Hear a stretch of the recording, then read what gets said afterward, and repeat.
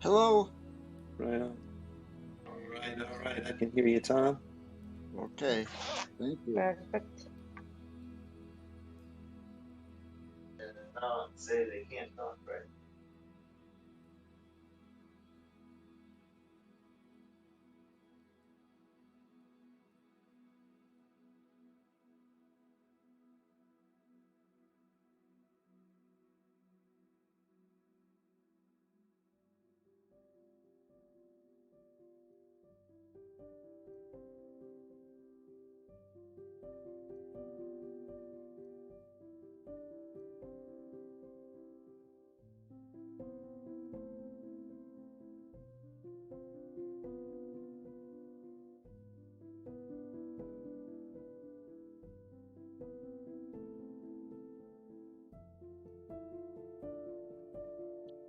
Be ready to read in just a moment. Today's lesson 150. My mind holds only what I think with God. It's a review of lesson 139, which is I will accept atonement for myself, and only salvation can be said to cure.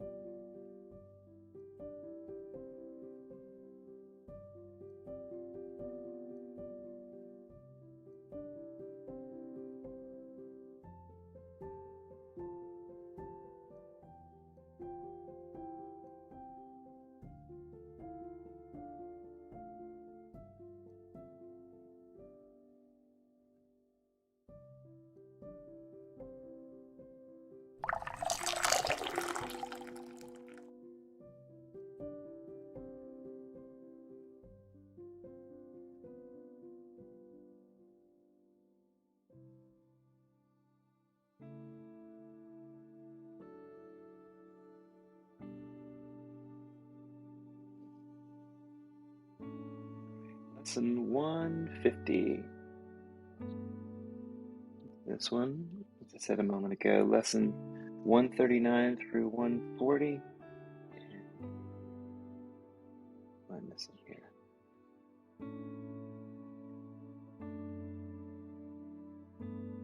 Seems like everything's working. Anyway, let me know if you can't hear me.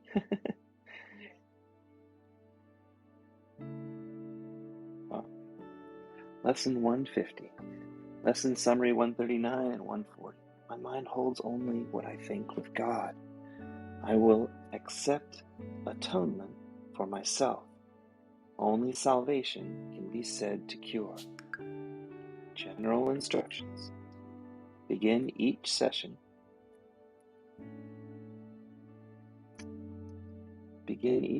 with time devoted to preparing your mind to learn what each of today's review lessons will offer you in freedom and in peace.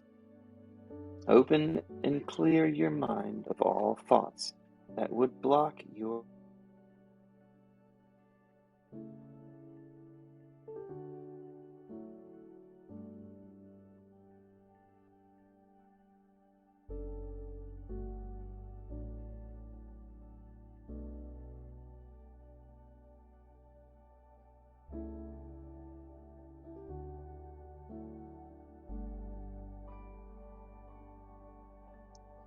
Can't hear you, Lee.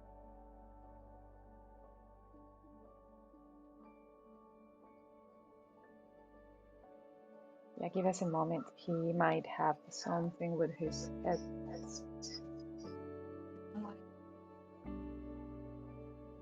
I think I have something wrong with my headsets. All right. The music, but not now. You're back on.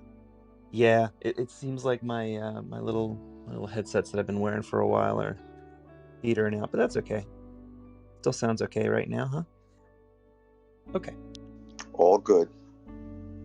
All good. Well, then I will accept the atonement for myself, because only salvation can be said to cure. Those are our two lessons of the day, and I'm going to go back and read the notes from lesson 139. So this is one of the last lessons just before we get to the review sessions that we've been on for the last 10 days or so. This is, I will accept atonement for myself. And remember, we're using the word atonement here in the classical Christian theology way, where we talk about atonement as being a little bit of an echo from myself. Oh, maybe, Dad, would you mind muting yourself for a moment?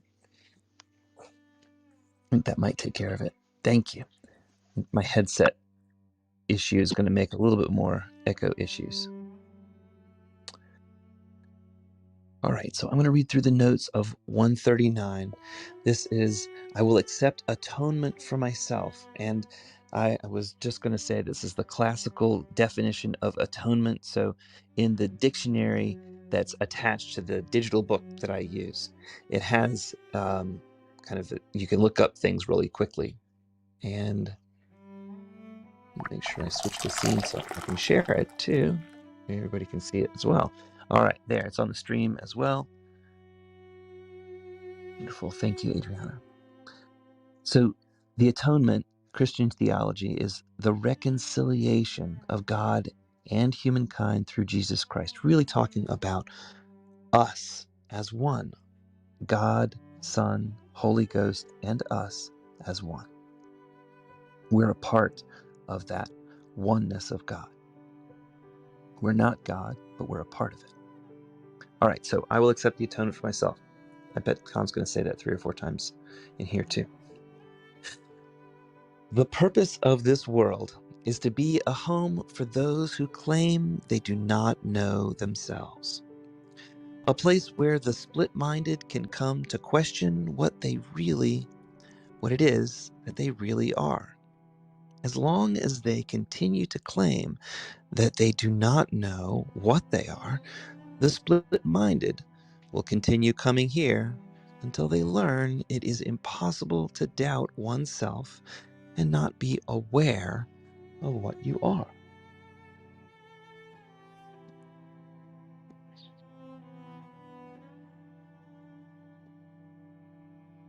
This world will be the split-minded's play school, where they can pretend that they're a little egoic self, a little body, until the time they remember and freely accept the truth of their higher self.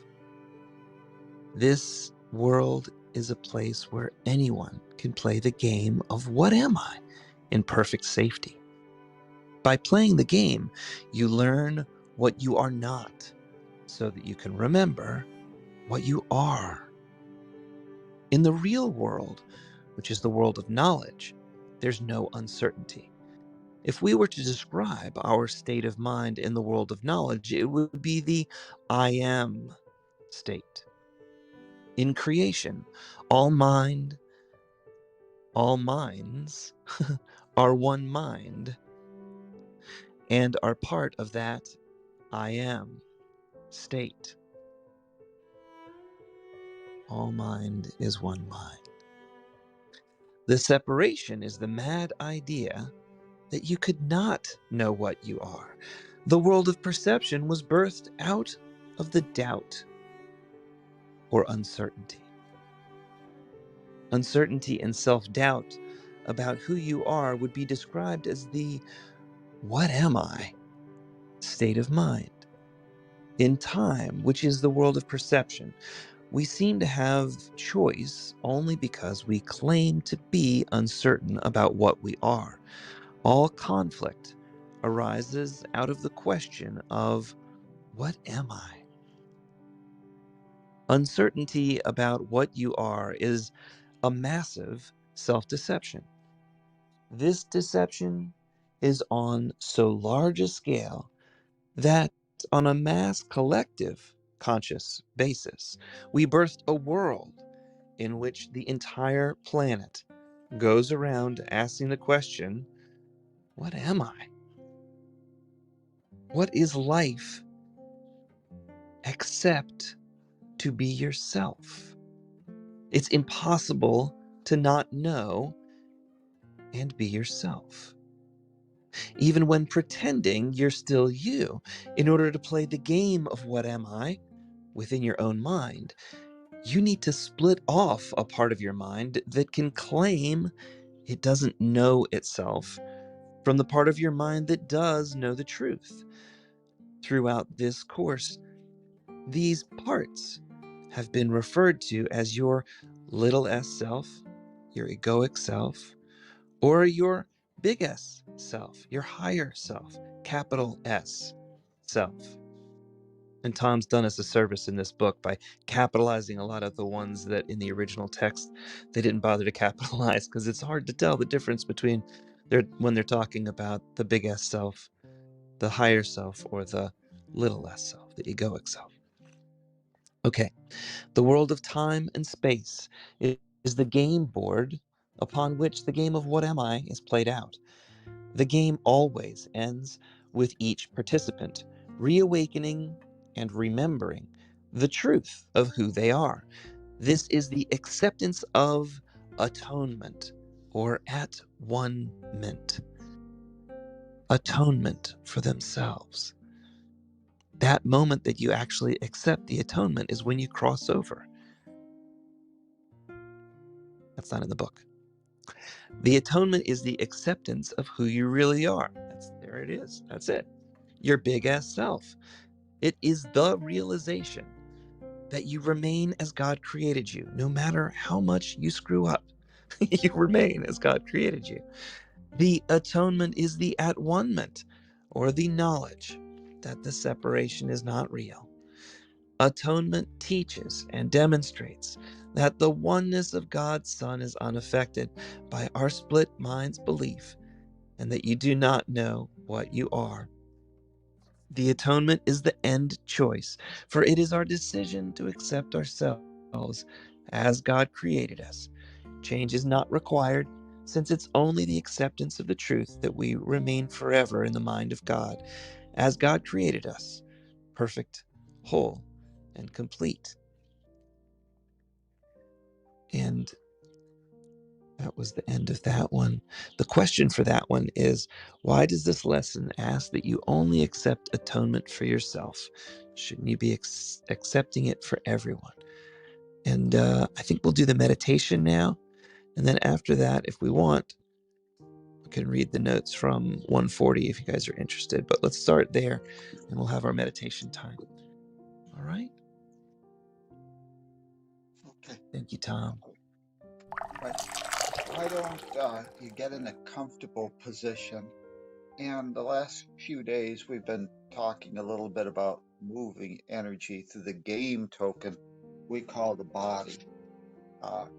What these two lessons are asking us to do is to realize that we are not the body, that we're part of the oneness of all that is. I will accept the atonement for myself. That's lesson 139. Lesson 140 is only salvation can be said to cure. And what is salvation except accepting the truth of that atonement? So we talked a little bit about sickness, but sickness arises from what I'm going to call the kissing cousins. It's this idea of sin, guilt, and fear. And they basically all arrive together when you see yourself as a sinner, you feel guilty, and that moves you into fear. So the kissing cousins of sin, guilt, fear always arrive together. And the Course in Miracles says that there was no problem coming here in the game board of individuated perception so that we could demonstrate various aspects of love and form. But whenever we forgot to laugh, that was the problem. So today we're going to try and correct the problem at its source, which is our belief in sin, guilt, and fear. Those forgetting to laugh. So get yourself in a comfortable position, whatever that might be, and become aware of your breath.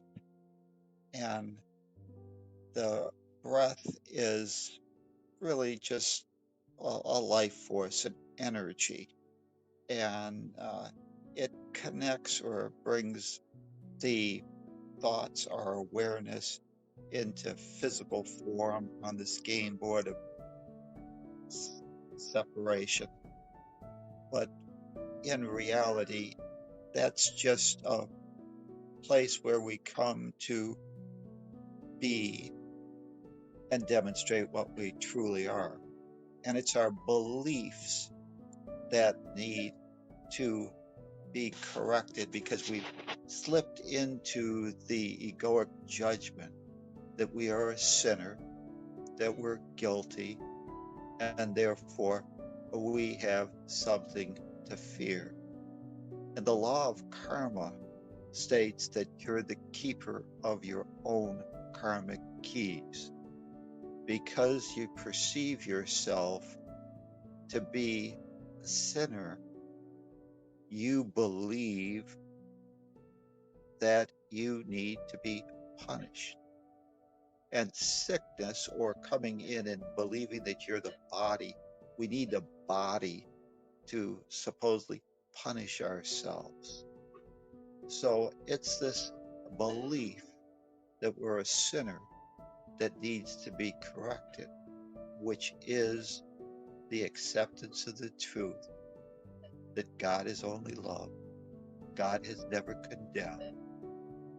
God does not judge us. He knows us to be his treasure as he created us, perfect, whole, and complete.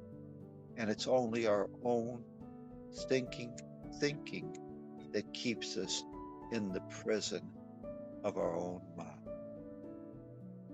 So as you become aware of the breath, what I want you to do is to be aware of all the light, the energy surrounding the game token we call the body, and to realize that we are light,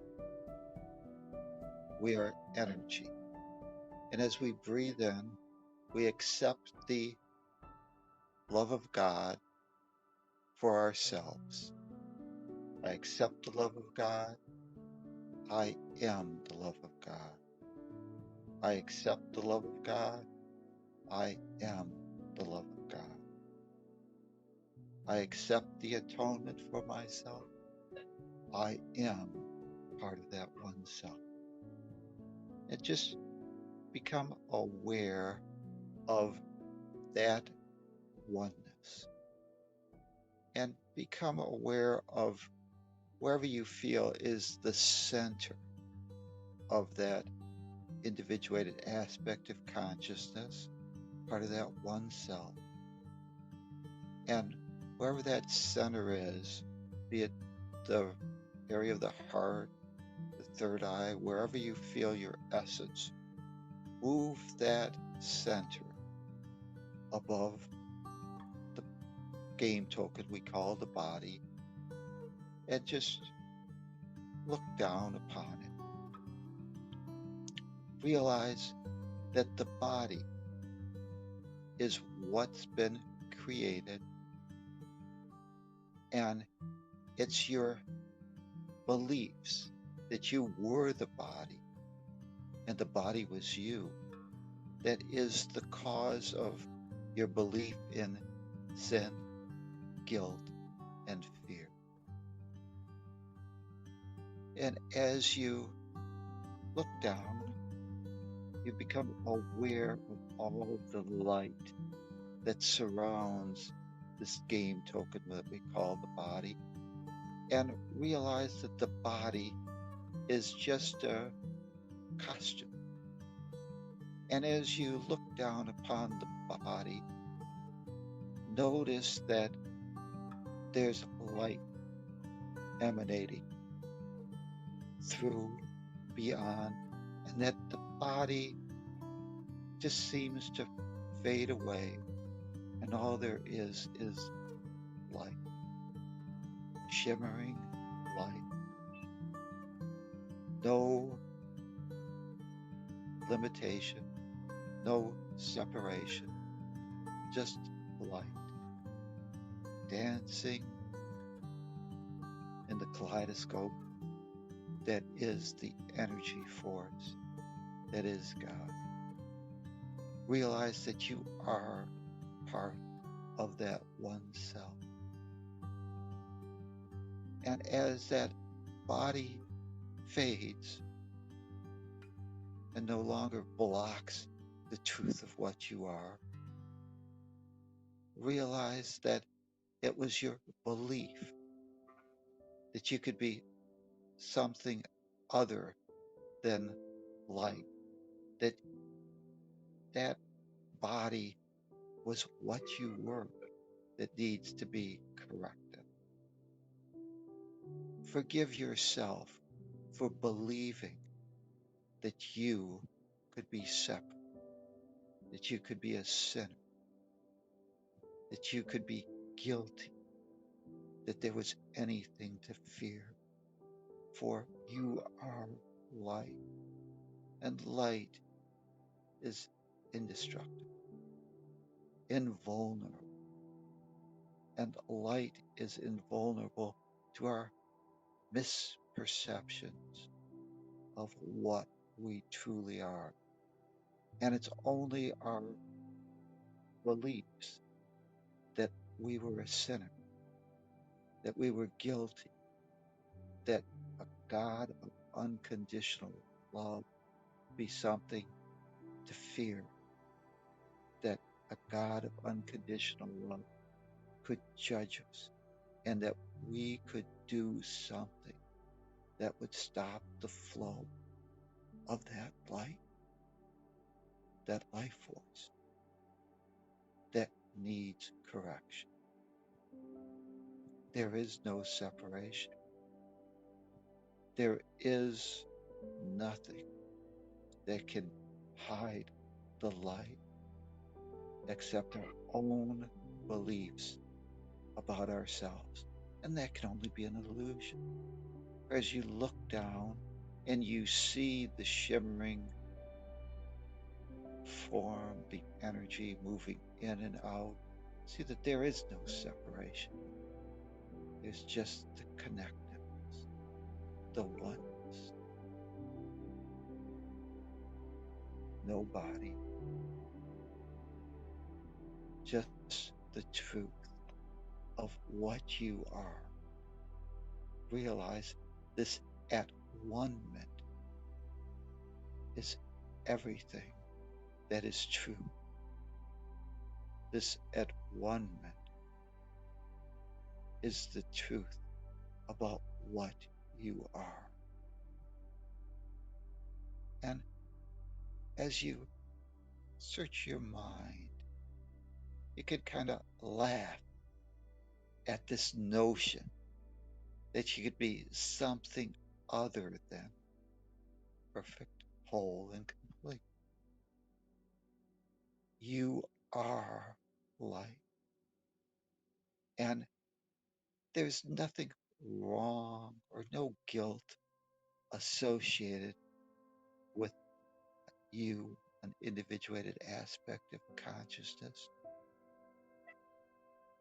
playing on the game of make believe that there could be something other than love so that you could demonstrate and hone your skills in being the light that lights your world. And as you watch that light show, that energy, realize that there can be nothing that can harm you, that this idea of sickness is our misunderstanding of the truth of what we are. Salvation is the cure to our mind's belief that we could be a sinner, could be guilty, and would have something to fear. And it's only our mind that condemned us to this prison that we call this dimension of time and space that appears real. But now, as we look and see that there is no separation, that we all are light, we realize that there is no reason for us to keep ourselves in prison. We can forgive our mind, our egoic thoughts of all beliefs and lack, limitation, and separation. You never sin. There is no guilt, no blame, no shame, and can kind of laugh at that idea. And as you sit there thinking,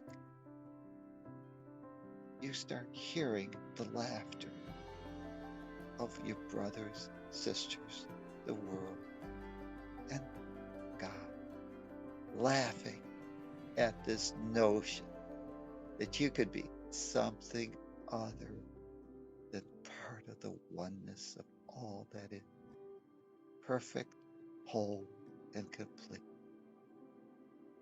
Laugh, laugh, laugh. For that is the truth.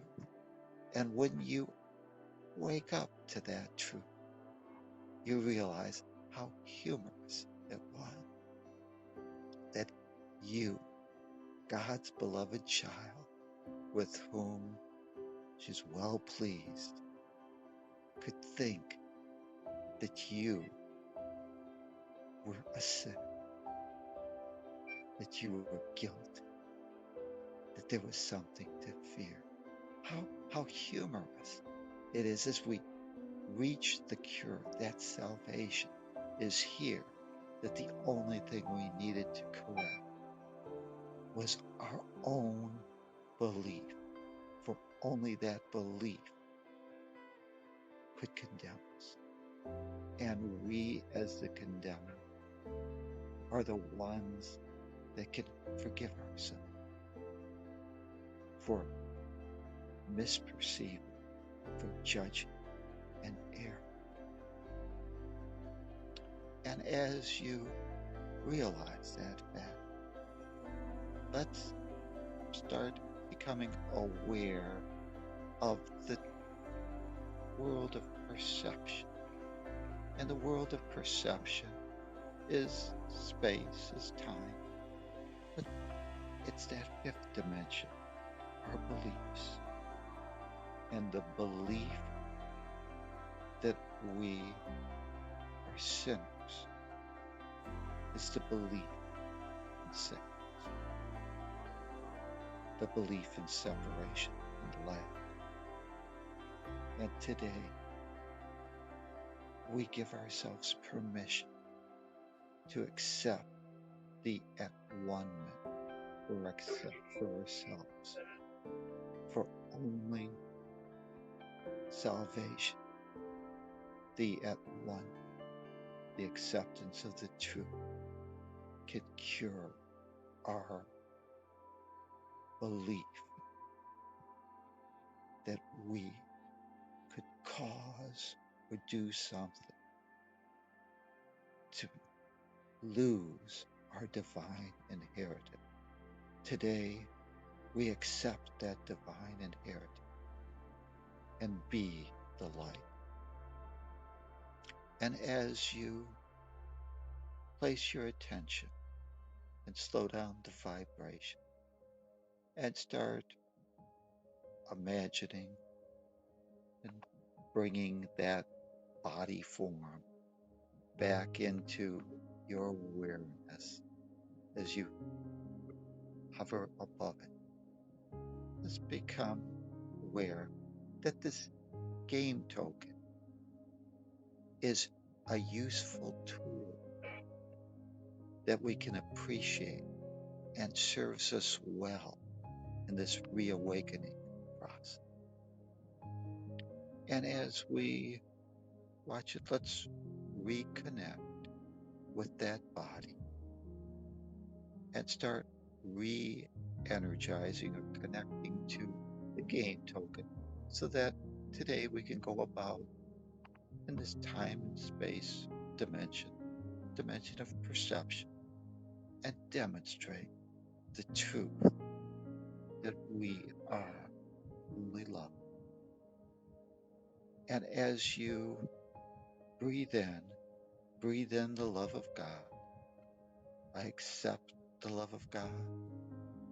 I am the love of God. And just start circulating that light, that love through the body as you reconnect, knowing that today the body is going to perform well for you because you've given it permission to demonstrate the truth of what you really are, that you are God's beloved child,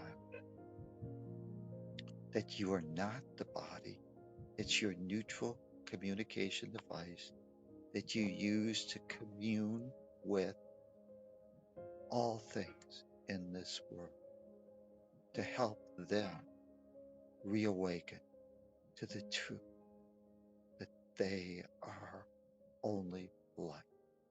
There is no separation.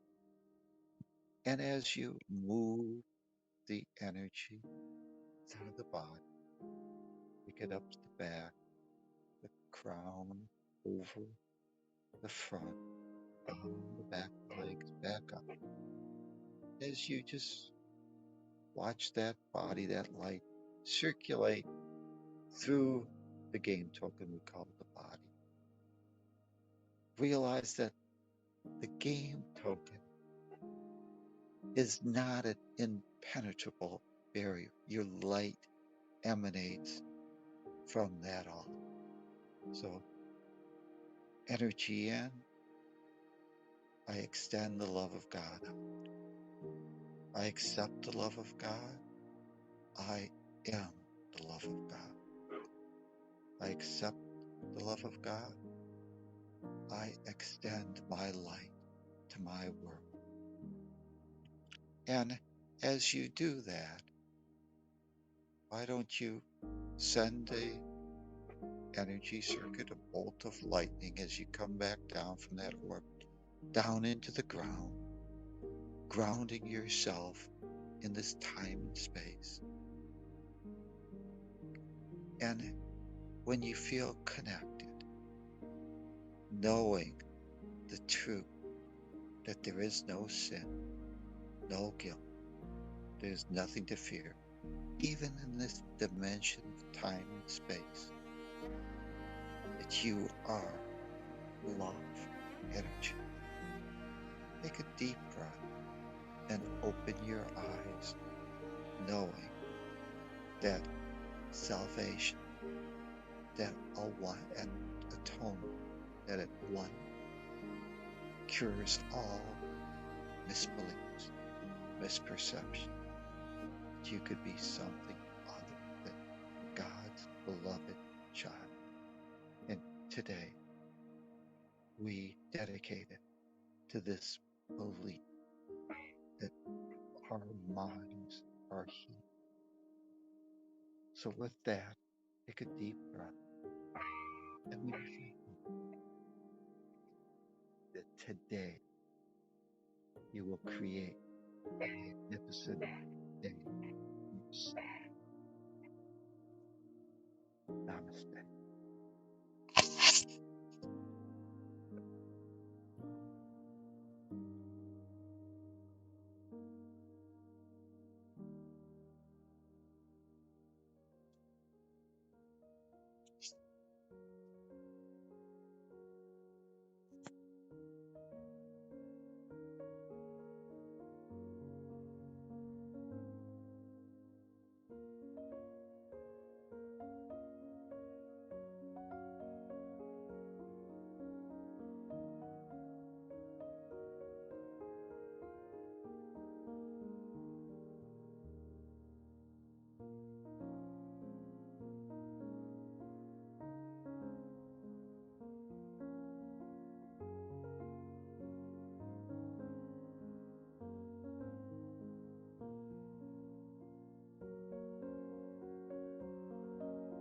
Thank you, Tom.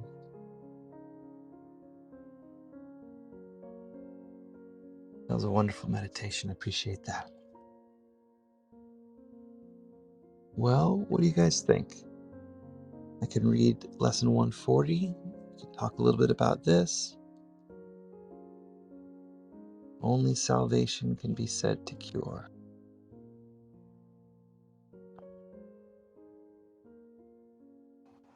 I try not to think. I've been succeeding.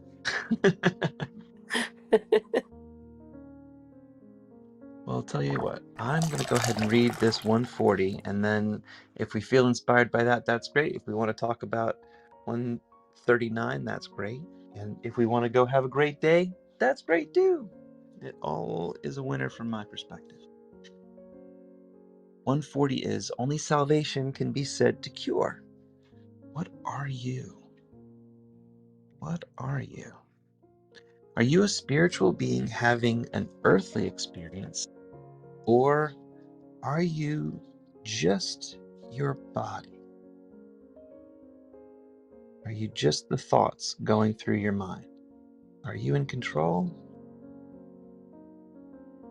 All right, here's the book. All of our problems come from our failure to get the first question right. There's no conflict that does not involve the question of, what am I? When you answer this question correctly, all of your problems fade away. When you claim you do not know what you are, your mind becomes clouded with uncertainties. Generally, you can think of your mind as being sick at this point. Sickness is defined in this class. It's a mind that does not know itself. It's the mind that is, it is the mind that is sick, not the game token that we call the body. All healing takes place at the level of mind, because mind is the source for all sickness. The mind's beliefs about what is true must be corrected. If you're playing a game that utilizes a game board, does it really matter what the game token that holds your place on the board looks like? If you're to advance 4 spaces, are you prevented from moving on the board because you're using a paperclip instead of a game token that looks like a race car? Since the world believes you're the physical body, egoic healing revolves around administering to the body. Even mental illness is seen as a problem within your physical brain. The medical community looks at the physical and mental health of the patient, but is silent about their spiritual health. If you're a spiritual being, your spiritual health is the criteria for determining good health. Egoic healing assumes the mind is a body part and merely substitutes one illusion for another. It mistakes the body for you, giving you a diagnosis that your game token looks bad, gives the game token a facelift, and then pronounces you healed. Egoic healing maintains the charade that you are the game token, but you're not the body. The physical body has nothing to do with your spiritual health, which centers around your own self-image of what you are. You can get a facelift, take some wonder drug, or other magical formula that administers to the game token, but you will still suffer from a poor self-image. The illusion that you are a sick body has changed to the illusion that your body's in good health, but your mind's identification with the body has not changed. Your mind is still sick because you still do not recognize the reality of your big H, higher self, your higher self. The healing of the Holy Spirit corrects the delusional mind's belief in its existence as an egoic little s self. True healing reawakens your mind to the reality of your higher self by correcting the uncertainty of what you are. Healing is the replacement of your ego's belief in lack, limitation, and separation with the truth that you remain as God created you. Sin is your belief in lack. Sin is your belief that you're not as God created you, perfect, whole, and complete. Sin is uncertainty about the truth of who you really are. This "what am I" state of mind generates a great deal of guilt. Sin, guilt, fear are at the core of your ego's thought system. Sickness needs guilt and is just another physical manifestation of guilt in this world. An ill body is only an effect of a guilty mind. If true healing is to take place, the mind's belief about what it is needs to be corrected. The source of guilt that manifests as sickness in the body needs to be removed. It's your ego's belief in your littleness that is the source of your guilt and needs to be removed. Atonement, at one-ment, which is the acceptance of the truth about what you are, does not heal the sick. Instead, the atonement takes away guilt that made sickness possible. Atonement merely brings illusions to the truth, and the mind is healed. The separation and identification with the body is recognized as not real. With the source of the guilt removed, true healing can occur. The Holy Spirit uses forgiveness to eliminate the guilt which causes sickness. Healing comes from the holiness of what you are. To be holy is to make whole. By following the guidance of the Holy Spirit, you can see all as equally sinless. Atonement focuses on the acceptance of the truth of what is.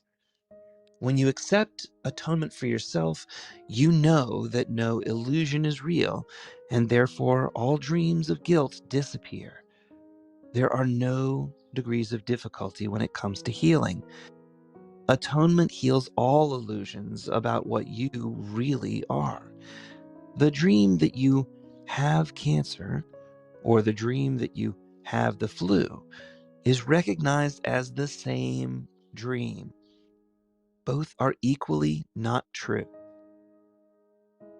Important note: you should not feel guilty because you have chosen to play on Time's game board of What Am I?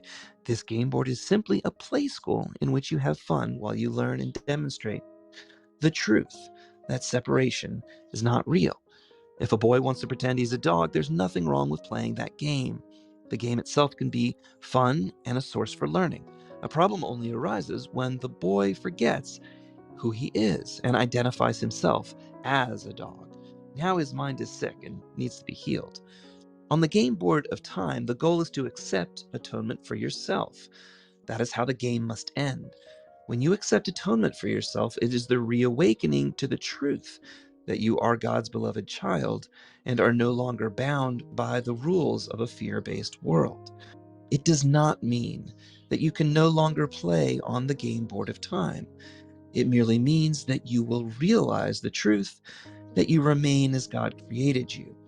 You have simply decided to use the freedom that love grants you to participate on the game board of What Am I? No sin has been committed, and no guilt need be involved. Instead, you have chosen to demonstrate being love in form.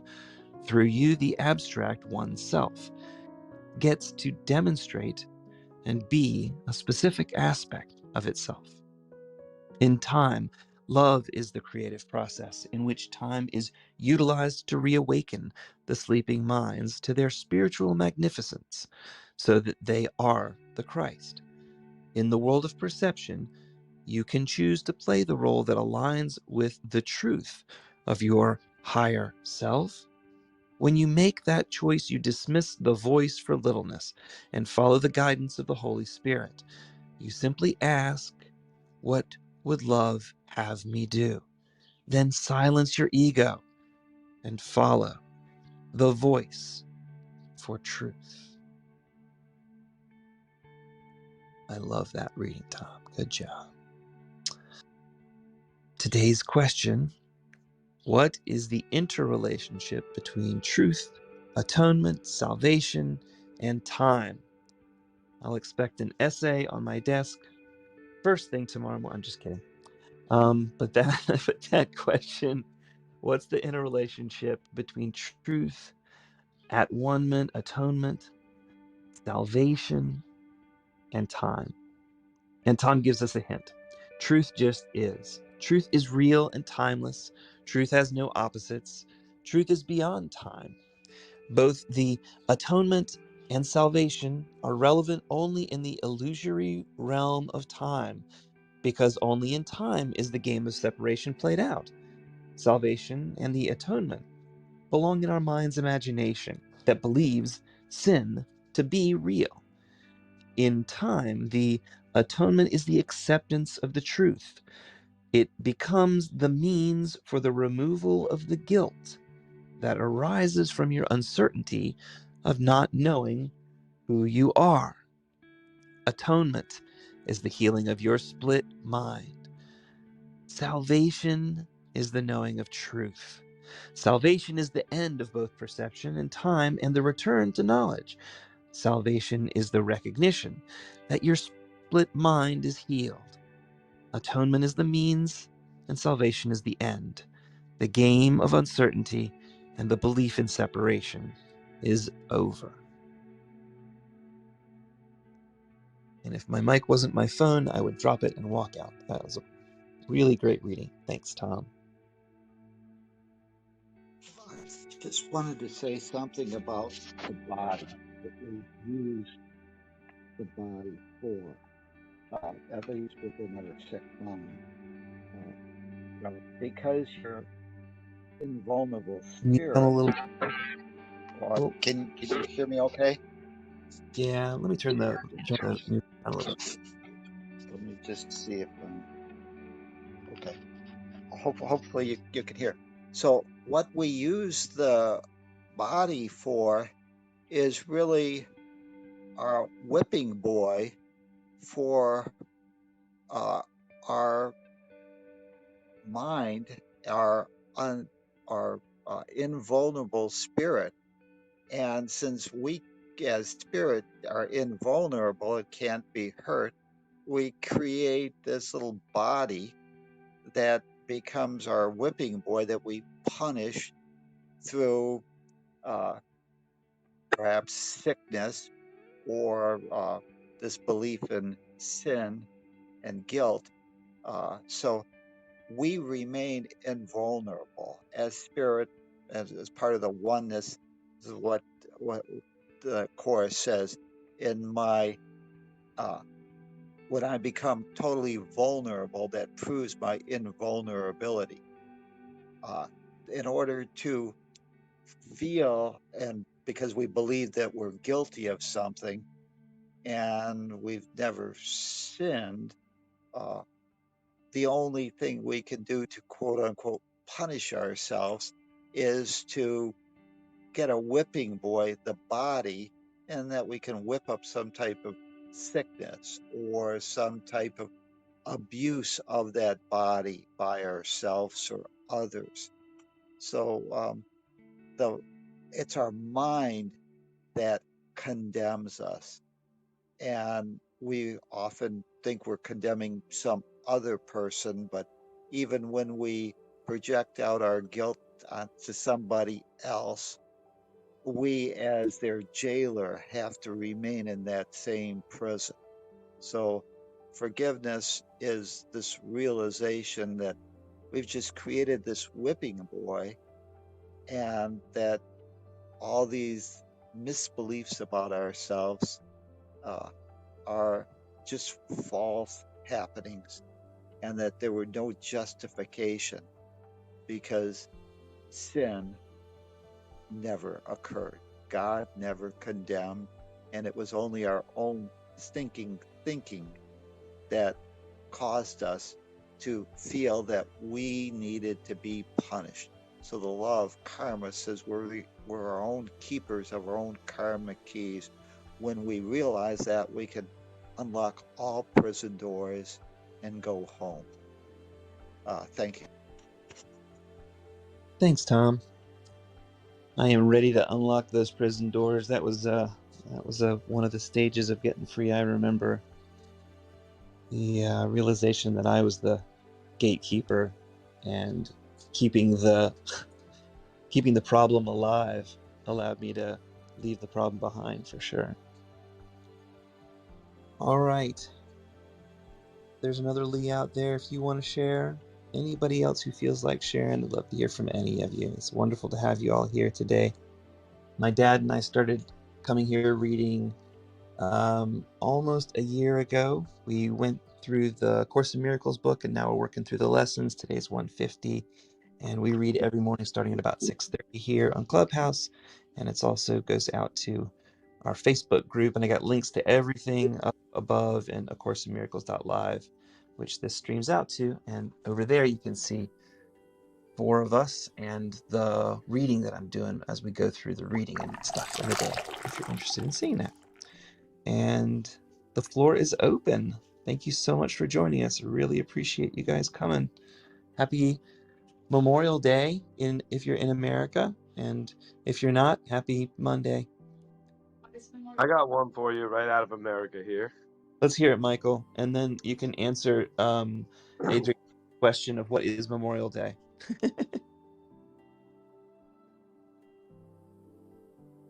Go, Michael, go. We're similar to Independence Day. We're celebrating the start of summer and the soldiers who have provided for that freedom who've passed.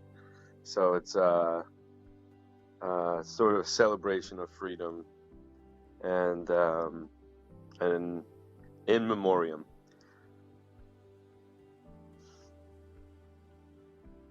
On that note, I wanted to comment on the prior reading and with a question, which how it is for me out in the world here. Once this morning we read, I hear, I accept for myself Atonement and Atonement, and I understand. And then the wave seems to come over in the world around me, which doesn't quite understand what my understanding is. And so I wanted to pose that to Tom and the group for feedback as to how to deal with that. In an ever-changing world of adversity and promise, there's so much opportunity and so much possibility. Thank you.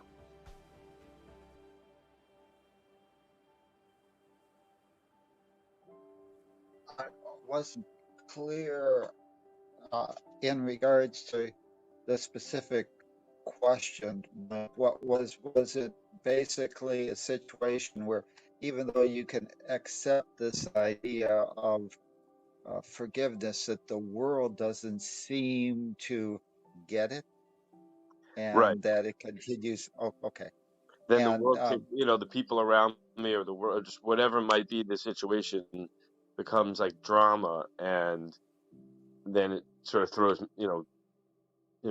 me for that ride, and I'm just I work on staying grounded, but just the understanding of this with regard to that as well. With yeah. for me, it's if it's at one minute, then it's everything around as well. I can see that. It just becomes a heck of a game, is what I'm trying to say. Yeah, and you're right in regards to that.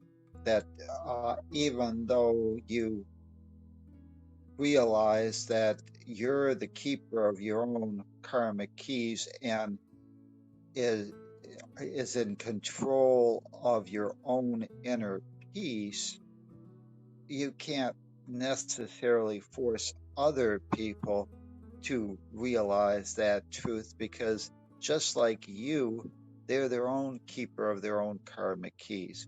So somebody else, Lois or Trish or whatever their name is, can still want to keep you in the prison of their own mind, but they are the ones that are suffering.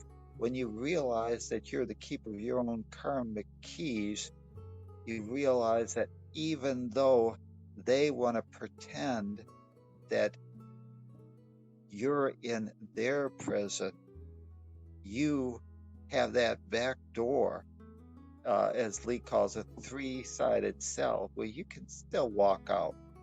They can pretend, and in their own mind, they will continue to project you in their prison, but you have already left. So by forgiving yourself, you get to leave. And if somebody else wants to pretend that they think they've got you in their cell, if you refuse to be in that cell, you go free. They sit there stuck in their prison, guarding an empty cell with the illusion of their mind projecting you as their victim. So, one of the things that we're here to realize is I'm not a body, I am free, I am still as God created me. Nothing sources my experience but me, and nothing can rob me of my own inner peace unless I allow it.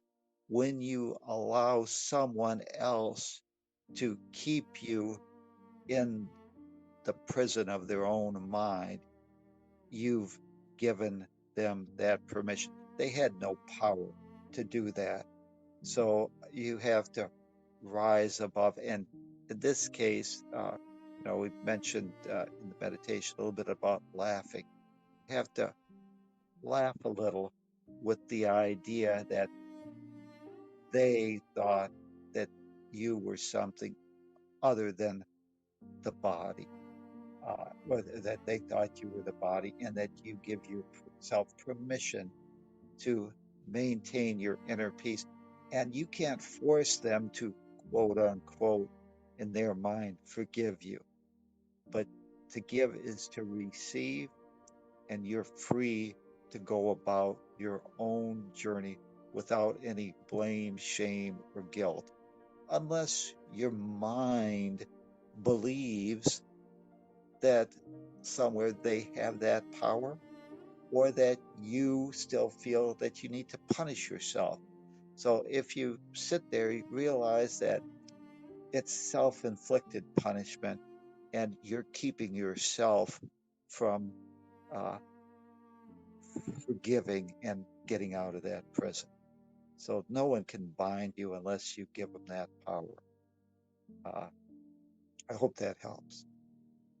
And Hey, I'll I mute. have a thought about that um, about that question, Michael, as well. And I mean, maybe you want to respond to Tom, and that's fine if that's what you want to do. I can wait.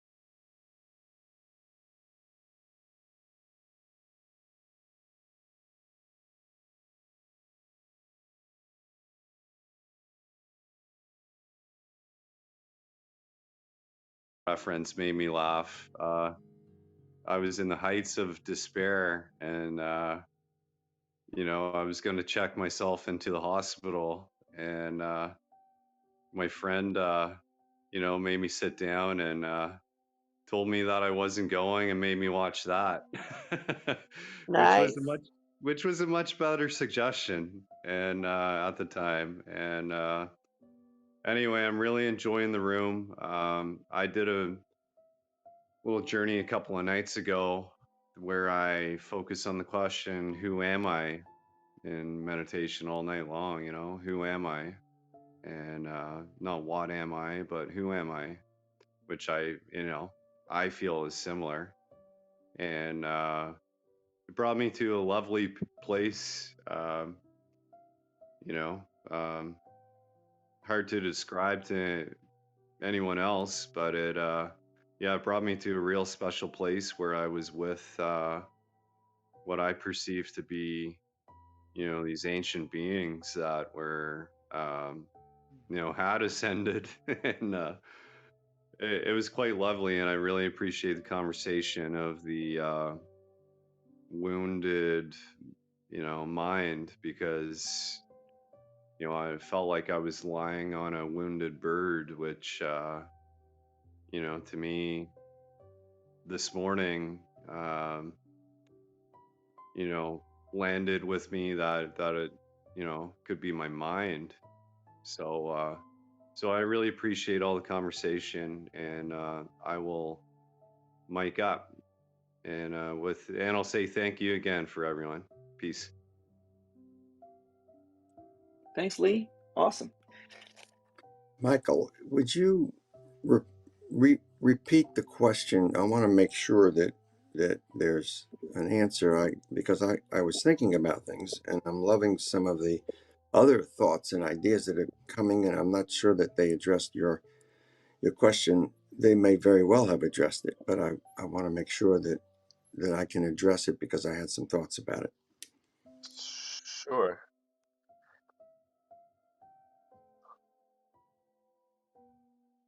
Just like I listened in this morning, I find the notion of at-one-ment and atonement, where I can accept, where things are, so I can find some peace. And then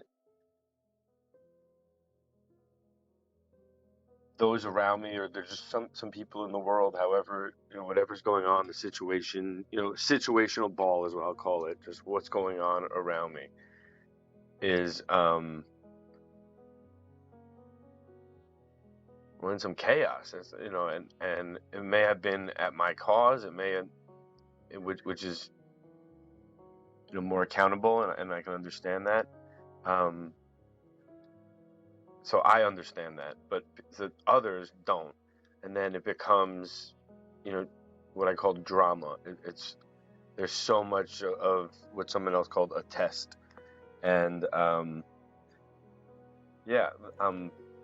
I faced it. I face it through my life, and I understand concepts around it. Like I said, I come to a place of peace, and then I accept that at-one-ment, but other game tokens around me don't, and it becomes more than just a game to me. It becomes pretty serious and of nature, a lot of responsibility, and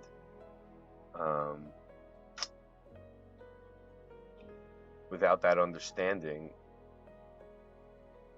I wind up without the space that I need to execute certain things. Get game tokens around me screaming, and I'm trying to listen. So I guess my question is once you accept the atonement, how do you express that to others around you? And not how to express to others around you, but just that with regard to others as well, so that it can be accepted for others Right. I don't hear the question, but That's it's a profound question, and it actually comes right to the core of what we're talking about, in my opinion. What we are is the first thing that we have to discover. And once we discover what we are, then and only then can it make any real difference to anyone else. Because what we encounter when we find people who are not agreeing with us, or saying, yeah, I'll join you, I'll walk this road with you, is because they're simply at a different level of their own evolution. And they don't understand the things you do, or they may be past you, just as an example, and you don't understand what they're talking about. Okay, so the first step is to find out who you are. And this Course in Miracles doesn't set us up as a religion. It doesn't set us up as even a philosophy so much as to say who we are is as Tom has said so eloquently many times, we were created, we are as we were created by God. We are whole and complete. Once we understand that part, no matter what else we may think about ourselves, that is what we are. That's who we are also, really. And then we can, and only then can we accept what other people are doing in their minds. And we only have to accept them to maintain our peace of mind. But we don't necessarily have to follow them down the path that might lead off a cliff as we perceive it. So first we become solidly ourselves. We know what we think. We know what we perceive. We know we know the difference between what we perceive and what we are. And one of the easiest ways to think, for me to think about that, is I believe that I see the truth, no matter what anybody else is saying about the truth or even about me. There are times when I have to correct someone else for the simple reason that they are seeing something that is truly false and obvious to me, and it's clear enough to me that I can explain to them. And so here's what happens, Michael. In that moment, for me, the first thing I do is pause, and I make sure that I'm on my own spiritual solid ground, so to speak. I don't come back and start preaching at them. I don't even come back saying, well, the Course in Miracles says this, or the Bible says that, or this Bible says this, and that Bible says that. They agree, therefore. None of that works, really. They just want to know, are you okay with them on their path? And the answer can be no. But only if I first pause, take a moment of quiet time. That can be 1 second, it can be 20 seconds, it can be a minute. It can be a response from me that says, let me think about that first. That doesn't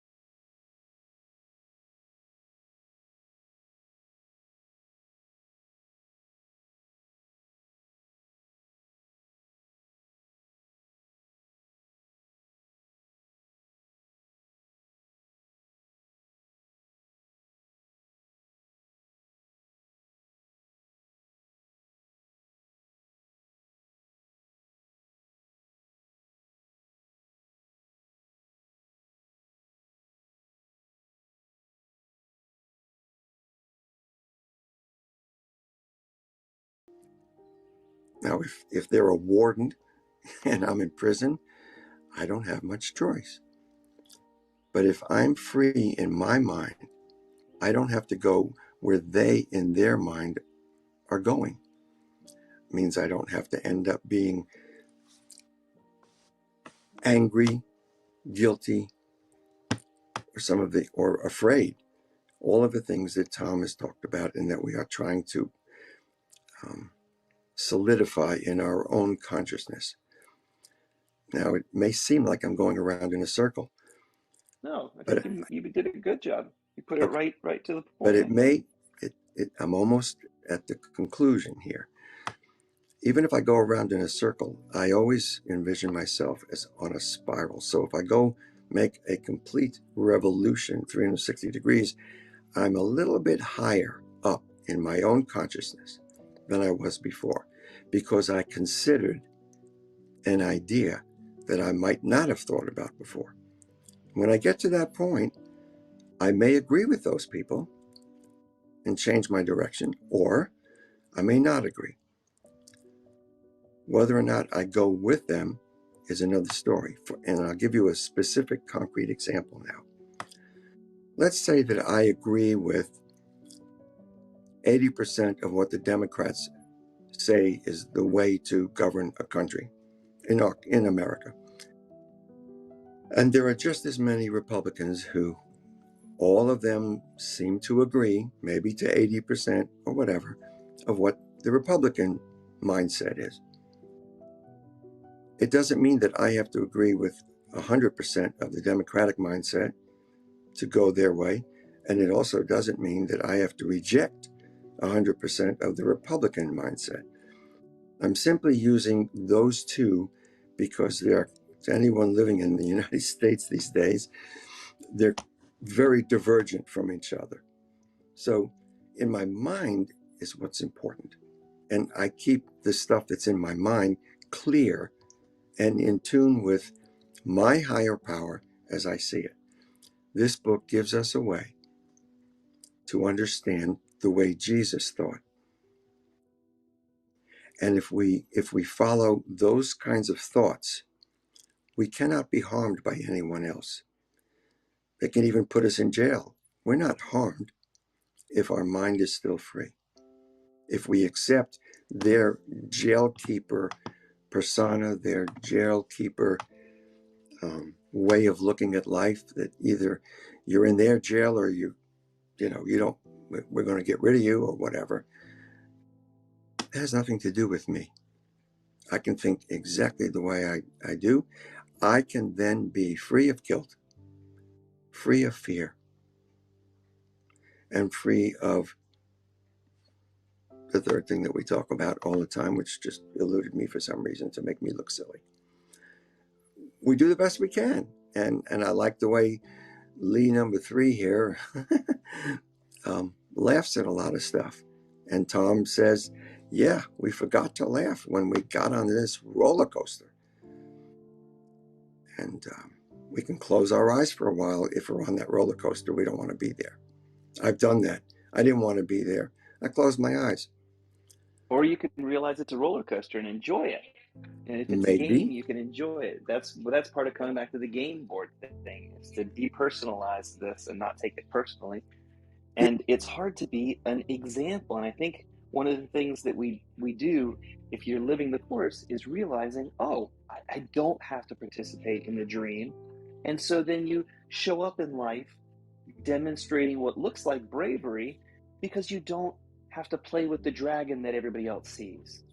You don't have to play the game that everybody else plays. You can talk about reality and think about reality and demonstrate it. And that's kind of the power, the superpower that you get, I think. Sorry, Dad. I hope that's adding on to what you're saying. Good job. Good job. I have a little addition too, as well, Yeah, to go that. for it. Thanks. Okay. So I use the phrase often, living vicariously through. And actually, I live through my mind, and my mind gets the experience, not my body. The mind holds the memories, not my body. The body experiences what the mind holds. So it's really it's in the subconscious. So all my experiences are my own uh, what I focus on, what I've decided to create is coming from what I'm focusing on. But everybody's experience is my experience, in the at oneness, and then I just focus on what my desire is to create, to be creative with here, that I want to you know pursue or learn more from. Um, it's not actually the actual creation that I make. It's the understanding that I can, or not the creation I make. I'm sorry. Let me rephrase that. It's not the creativeness I get. It's not the outcome from the actual materialized creative piece. It's the actual understanding that I am creative with creation, that I actually, when I say I am, and and and I see everyone as that, equally, integrally a part of it. Once we realize that we are all of it, one of us is all of it.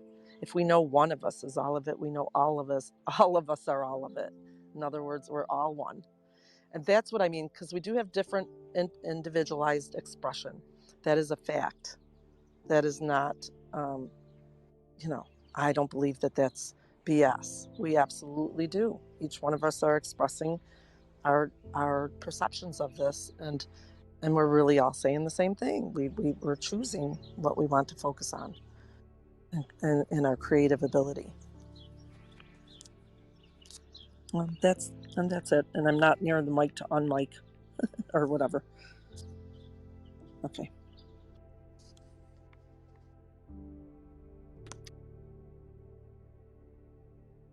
There's a little movie called The Egg. I think I back channeled that to you, Michael.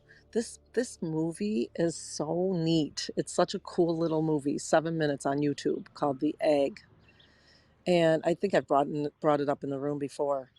It really gives you a great perspective on oneness, and it might not be completely the way I perceive things, but it opened my eyes to the idea of living vicariously through others, because we're from the one mind of the universe, which is, the creative mind.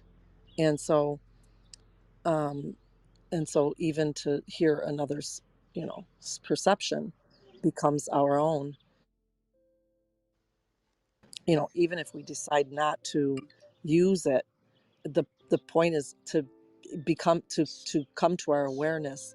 And I was saying the other day, there used to be things that I'd be like, oh crap, I wish I didn't just hear that, because you can't unhear something, right?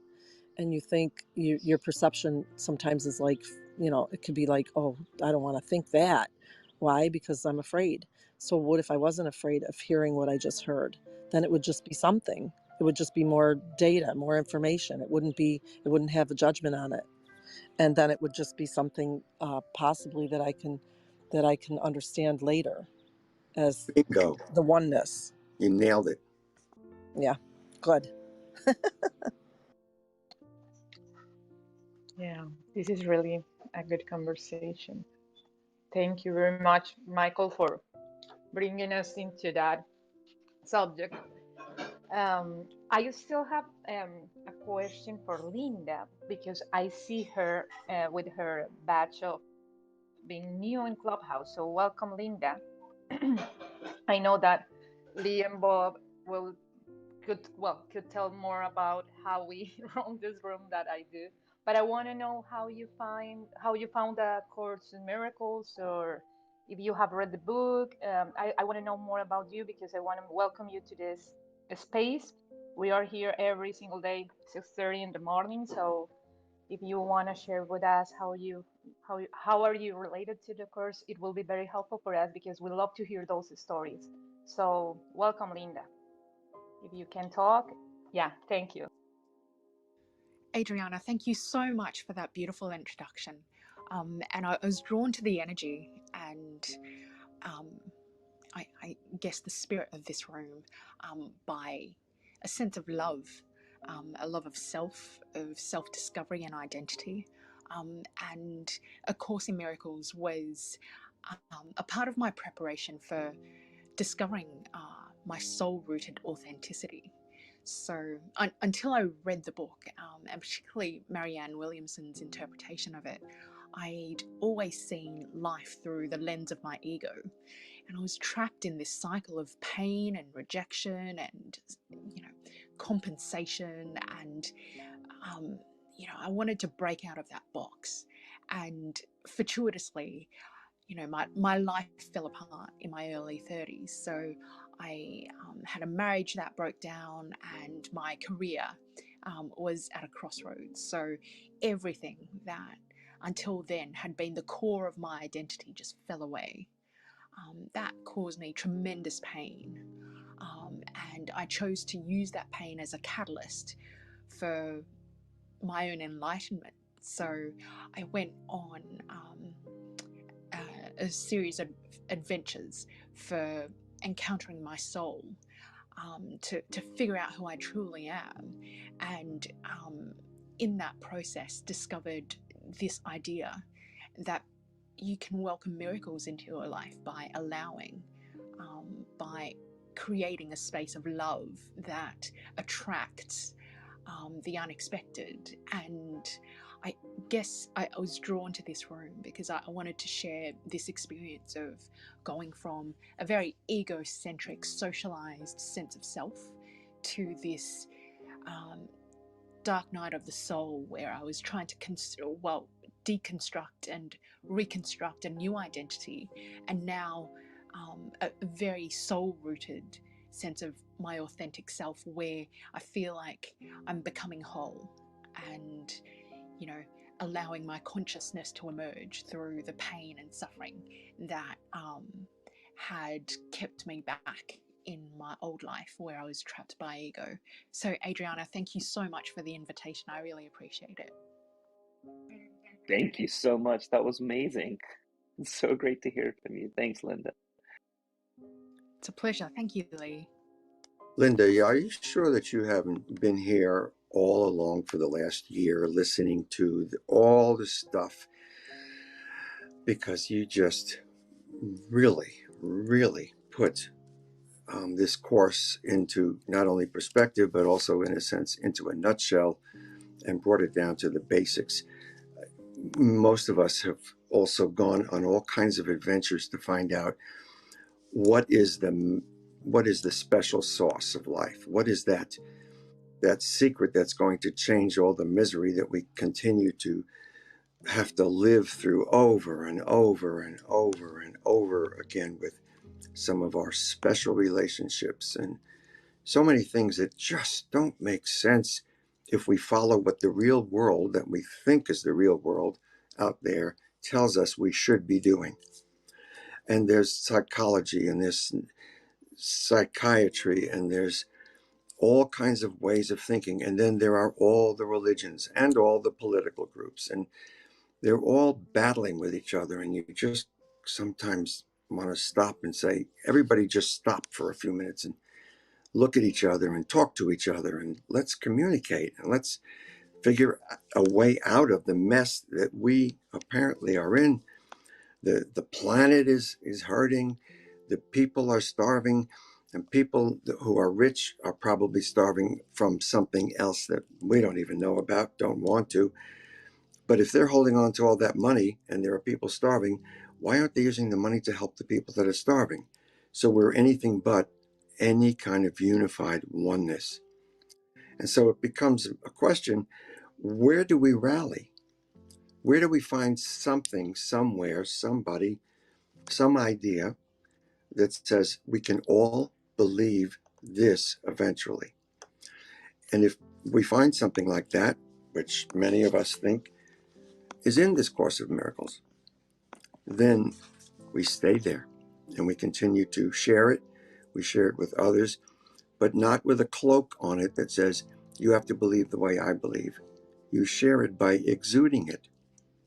You share it by being at peace, and other people see you at peace. And they eventually become maybe a little bit more interested in whatever it is you're doing. Then the door opens and we can share really with other people, as you are doing right now with Linda. You're sharing with us things that many of us have also found. And it makes us feel more secure. It makes you feel secure because we didn't throw you off the page. Not that we could have, or not that we would want to. The point of it is all are welcome here as long as there is peace in your heart, in your mind, and you're looking for the same kinds of things we're all looking for. And if you found another way, I would listen to that if it seemed to lead you in a place where I would want to be, in which case I will watch you and learn from you. We can all learn from everybody, but we can also stand firmly in who we are. And that's what this lesson today is all about, is telling us we are, well, let's see, Lee has the lesson for tomorrow all up there, but we all are one It's with God. my mind holds There it is. only what I think with God, and I Mm-hmm. accept the atonement for myself. So, and Yeah, salvation is the only thing that cures. I mean, I have my book in Spanish, so I made the best yeah. translation of And it. I can't accept atonement for anyone else. But if I have it for myself, then people will be attracted and I can share it if they're interested. But I can't force anybody because that puts them in their own imagined jail. And that's not my place to do that. They can do it all they want. That's a silly thought, of course. And then once you're at peace, you can enjoy so much more because you can accept so many different points of view that each person brings to you, which gets back to what Michael has asked about earlier. Linda, it's a pleasure to have you here. It's clear to many of us who have been in this room for a while that you really do have a good, sharp understanding of what the Course in Miracles teaches us. That if we get our stuff out of the way, we clean our own mess up, miracles start to happen. Miracles are miracles, and they always involve love. That's one of the definitions. If it's a true miracle, it's got love connected to it. And that is apparent to anybody who looks upon these ideas. Thank you for speaking up, for being so happy to speak up. You obviously are enjoying the way life is for you, and I'm so happy for you. Monica, how about you? I'm not sure what those baskets with all the things in there mean on your icons, but I don't know if you'd like to also say, if you haven't already, I might have missed it. How did you come to Course in Miracles? Perhaps you have something to share.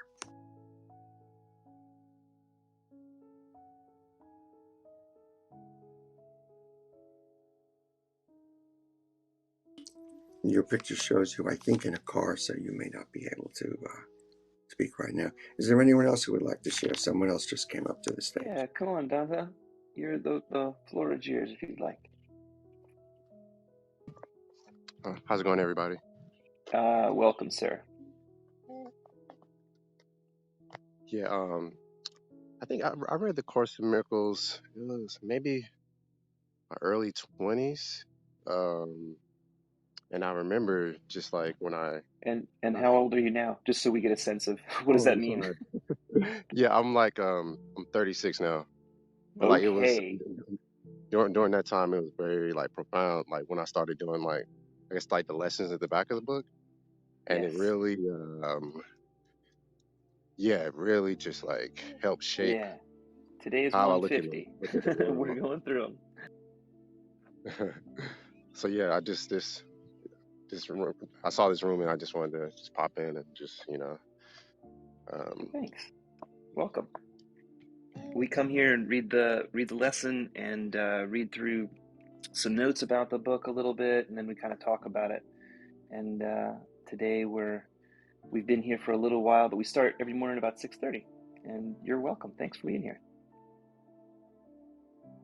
Yeah, I appreciate it.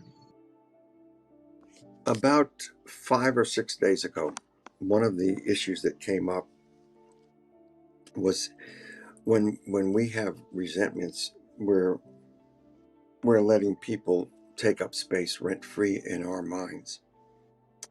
And that particular phrase, I know, is repeated a million times in 12-step groups. That's where it originally, as far as I know, it originally came from. For me, anyway, that's where it originally came from. But it Good turned. morning. Excuse Hello. Good morning. This is Hi, Monica. Monica. Now we can hear Monica. you. Yeah. How are you? I'm sorry I didn't respond before, but I'm in a bad situation. I'm going through a separation and I'm still living with the person, so I can't talk inside my house. So I had to on and go outside Hey? and walk. Yes. So my relationship, like he. Hey Monica, you have to turn off your Wi-Fi because you're coming in and out.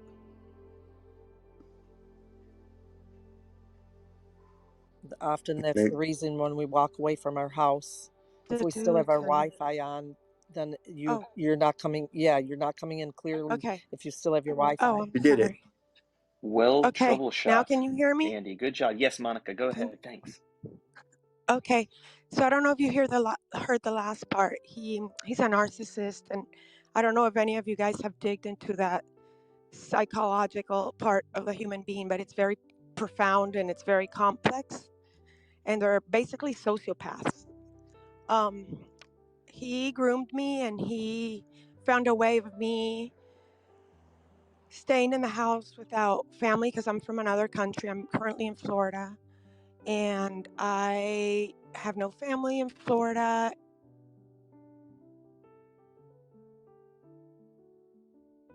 Was that he groomed me into a situation where I felt loved and I felt realized we have 2 kids, but deep down inside he was a monster. He was just doing his thing on the side and just keeping me groomed at home. And that was for 17 years. And finally 3 years ago I started to see some stuff that wasn't God. I woke up one day and it just put that idea in my head, and I started following up on the idea. And I found out that he was a serial cheater. It wasn't one woman, it was multiple, like a lot. And tons of our family money down the drain while I was clipping coupons and, making the best out of our little house money. So now I'm sitting here and I'm new to Clubhouse, and I was just looking and I need a miracle because I'm standing here now with no career, with 2 little kids, and with a financial planner that has all the tools to leave me without a dime. And I sacrificed for love and doing the right thing this whole time. And it's totally unfair and injustice. And to get my life back together and independent, I need a miracle. So I will do anything it takes for me to go down that path so I can become independent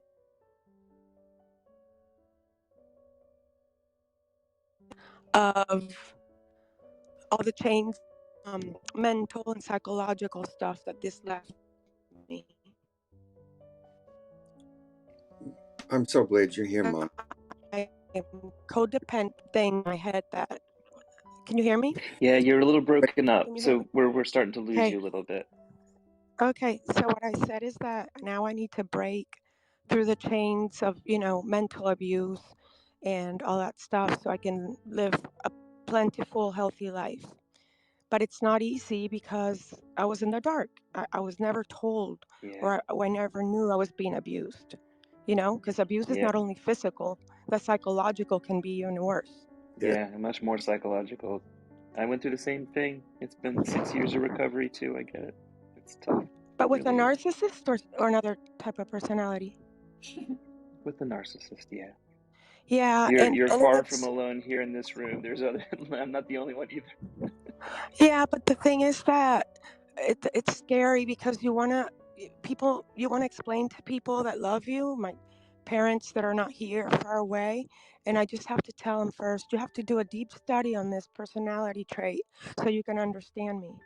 Because this is not going to be a normal divorce. This is not a normal thing that's happening to everyone. This is just beyond that. And that's where I'm at. It's only been 3 weeks that he proposed to be in an open marriage out of the blue. And I'm just like, I'm still in shock. And I'm still like, I don't even know where to begin. Like, I went to the psychotherapist and I sat there and I said, I don't even know what to say because I don't know where to start. There's so much, you Monica, know. Uh Mon- huh. if you Yes. don't know what to say, then you Hmm. can listen and you can come right here and you will hear a voice for truth all the time. We we have enough people here that we can check ourselves if we were wavering, but we have answers here. The Course in Miracles series of answers that provide a way for us to get out of a bad relationship and get into a better.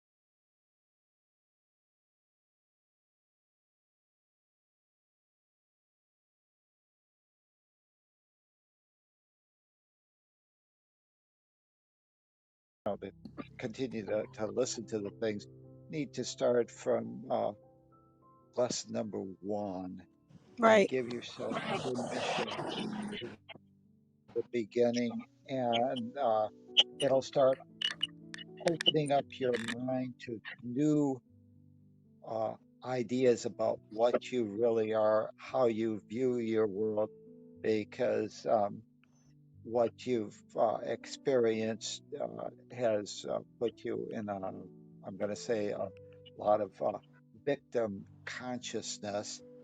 And, you know, there's certainly plenty of experiences to verify those facts. And I would think that by starting from lesson one and starting to look at this world of perception might be a good start.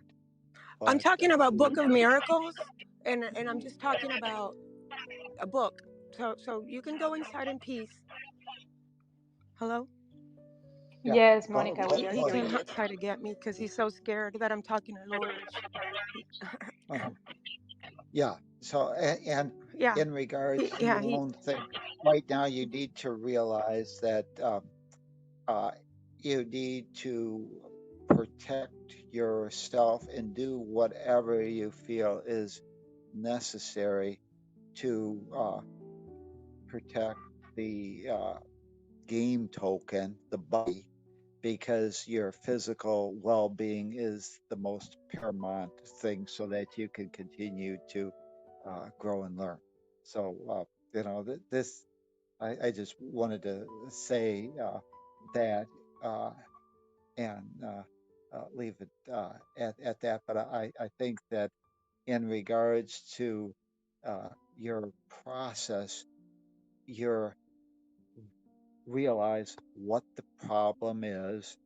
And now, if you start working on the workbook lessons, I think you'll also start seeing a possible solution to the problem. And so appreciate, your experience and realize that there's a new day dawning and that you have the power Hello? to reclaim your Yeah, identity. Monica, sorry, Tom. Sorry, Tom. Let's hear. I'm sorry to interrupt you. Yeah, Monica, we are hearing you. You want Hello? us? Yeah, we are hearing you. Can you hear us? Yeah, I can hear you. Okay. Okay. Did you hear Oh, Tom's words? hello? Hello. Did you Yes. hear Tom's words? Ah, Yeah, great.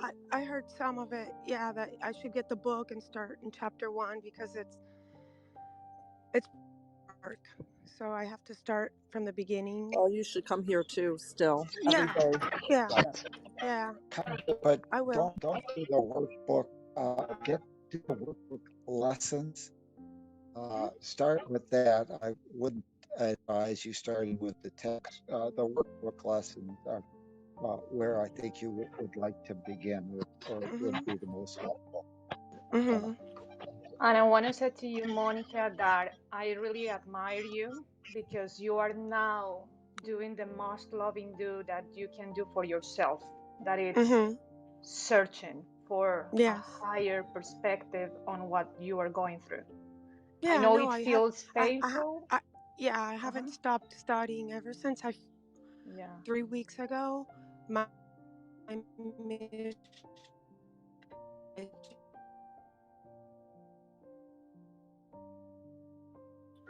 Monica, we are losing you. You're breaking up, maybe because you are outside of your house, probably, or the Wi-Fi modem.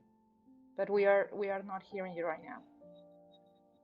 And I just, if you're hearing, just want to say that okay, we can hear you now. Mm-hmm. Okay. So I was saying that I need to reconstruct myself everywhere around because I was left. Because on top of narcissist, he's OCD, so he wouldn't let me do anything because he had to do it. So I'm left like I barely can like manage a computer. I can barely like I don't know how to do it. I'm paralyzed. I know how to be a mommy. I'm amazing at it. I know how to be a dentist. But other than that, I'm like it's been 17 years. Like I've been weird. So that's why I have to reconstruct in every angle and start to build myself up at 47. Well, you're not It's actually alone, Monica. it's We're true, all and it's easier than it reconstructing. sounds. Yeah, we're all Sorry, reconstructing it, go ahead. all different ages. So I do Right, want you to not feel alone. right. Not that lost. We are all working on that reconstruction process here. You're Right. right with us. Yep. And the Monica. other thing that you need to bear in mind is that it probably will give you some sort of pain within you going through this revelation and rediscovering of your truth. But bear in mind that you need to go through it. You don't get to hide from this. So I be know. brave. Be Yes. brave because what you're doing, it's what probably needs to be done right now for the sake of yourself and the sake of your children, and you will do it great. You're not alone. We have all gone through some similar parts of your own path, so that's why you're here, and you need to trust that you have been guided to join a group that it's full with with kind words and love for you to have. So I welcome you to this room, and I want you to feel safe sharing and walking this path that you're walking on. And I know it's going to be probably will take time, but do it because for myself, I mean, from myself, that I experienced some sort of the same situation that you're at. I know that life will change so much for you, and you will be really in Yes. the light after you go through it. Don't go around the pain. You will go through it, and you will see that Yeah. it is part of your remembering of who you truly are, that we are all are, that it's love and peace and all those kind things that we need to experience in this life, and all your family will benefit from it. Don't expect anything from your husband right now. Do it only for Yeah. yourself. It's just a book, Yeah. and welcome. Yeah. You mentioned that Yeah. you were Thanks. struggling with finances. We I'm not. posted a couple of links for you can read the book for free. It's in the chat if you'd like to check it out. Then you don't have to buy the book.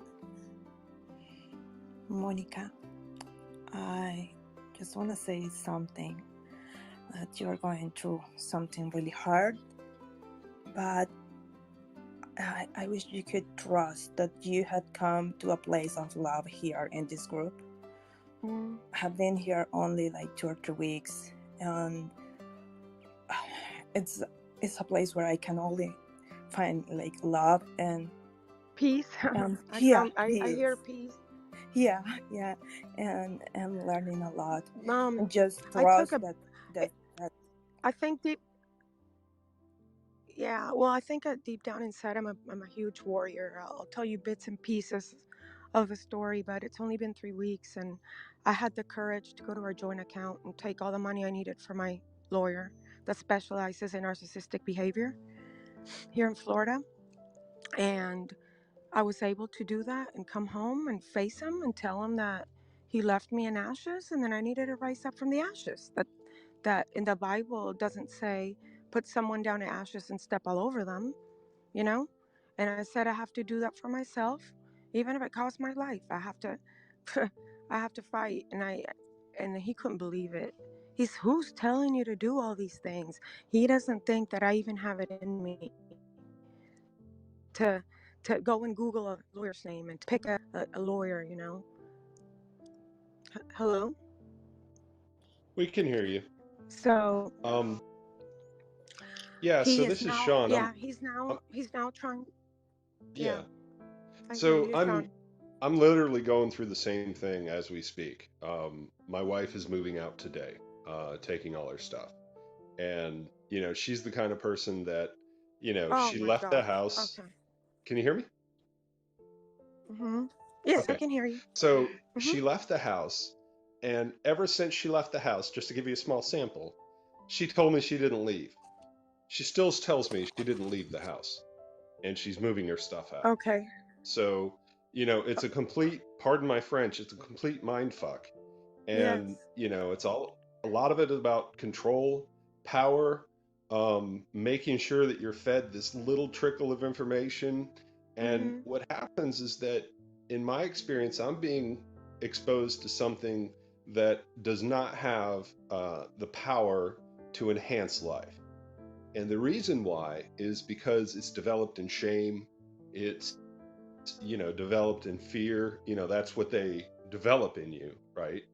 And so they utilize that negative energy over you to control you. And, you know, in my experience, the best way of getting free is to get free, get them the F out of your life. Yes. You know, of Do you have course, you kids? know, there's all divorce Do you and, have kids? yeah, Okay, that's yeah. very difficult, and Oh, that's yeah. the main issue I have right now. I don't know how to do this, you know, right now. Well, the kids are going to That's it. protect Yep, you. the kids are a good way out. Keep going, Sean. Yeah. So the kids are going to protect you. And it's not a liability, it's an asset, because now you have 2 kids and yourself that need to be supported. And it's his responsibility legally to support you. So he doesn't want you to know that. He wants you to think that you're helpless, that, there's nothing you can do. And this is all a story he's creating to kind of sucker you into the feeling of hopelessness and so on and so forth. And it's what a narcissist does. That's their full-time job. Mhm. And, in my case, I was able to get her out of the house now for, let's see, what, 3, 4, 5, okay, 6 months. And Mhm. I am just now seeing clear, like, what actually happened. And Mhm. every moment in the future, there is going to be more and more clarity as you surround yourself and in your heart embrace honesty and things that support life, right? Mhm. Mhm. And in doing so, I think that that energy is really going to drive you in the direction with a pure intention of taking care of yourself and children, that the law and everybody else is going to see that. You may have a Department of Social Services that you can reach out to if there's any kind of abusive situation. Mhm. Um, there are support groups out there for divorce and narcissism. There's plenty out there because it is a form of abuse. I am literally going to Al Anon because it's like being abused by an alcoholic. Mm. So, Yeah. yeah, it's I- super effed up. It's wild. I don't know how there's not more awareness about the situation because I've been on groups of narcissism here on Clubhouse, and people talk about their parents, growing up with parents that are narcissists. And I cry when I hear these stories because as an adult, I feel so controlled and lost. Imagine as a child being in that situation, what it can cause to your psyche, what can cause inside of you forever. This is just so wild. Well, no, Yeah. Hello. I'm sorry, I got to get in there. It's not forever. Right. It's up to you to make that change and to open your mind to truth Mhm. in the world. Mhm. And that is the emboldenment of change. It is the courage to change. Mhm. It's like a frog that makes a decision to jump on another lily pad, to make a decision of giving their life to God Mhm. and just putting one foot in front of the other, Mhm. because God won't fill up your gas tank, Mhm. right? I mean, let's be practical. But the miracles that are enabled to get the energy, to get the money, to put the gas in there, Mhm. if I am open to the courage to change and Mhm. to the hope of honesty, then that is what opens up that possibility. But the feeling of hopelessness is doesn't really empower you to change, doesn't give you the Right. courage to But change, you because it gotta just kind of remember that says, this is very yeah. new to me. It's been Oh, no, yeah. no, I hear you. It's That's why I'm sharing this with yeah. you, is that I'm trying to put a North Star Mhm. that, if you get to a Mhm. point in your relationship where you're growing, Mhm. that North Star, and as you go there, you're going to start to resonate with what I'm Right. saying. You're trying to And tell me what's I coming. hope it's going to give Okay, you some I comfort. got it. You're trying to Yeah. tell me kind of like how your process was and what I'm gonna look for and the things I'm gonna go through, right? But right Right. now Because it's I could just be 6 months ahead of you, honestly. exactly. Right. Exactly. Okay, I Yeah. appreciate that. That's I super want to helpful. add one You're thing welcome. to that. And I know Sean, I've known Sean for 30, 40 years. 30 years is closer, probably. Also, once you take the first step, which you have, as far as I'm concerned, you've already taken by Mhm. speaking up right here in this room Mhm. and seeing all the people here who just want to kind of caress you and say, you're going to be okay. We know it. Mhm. We know where Mhm. you are because we were there. We know what you're probably going to do and what you can do, and we'll help you do that. And we also know that every time you start to take a little step like this, you are protected.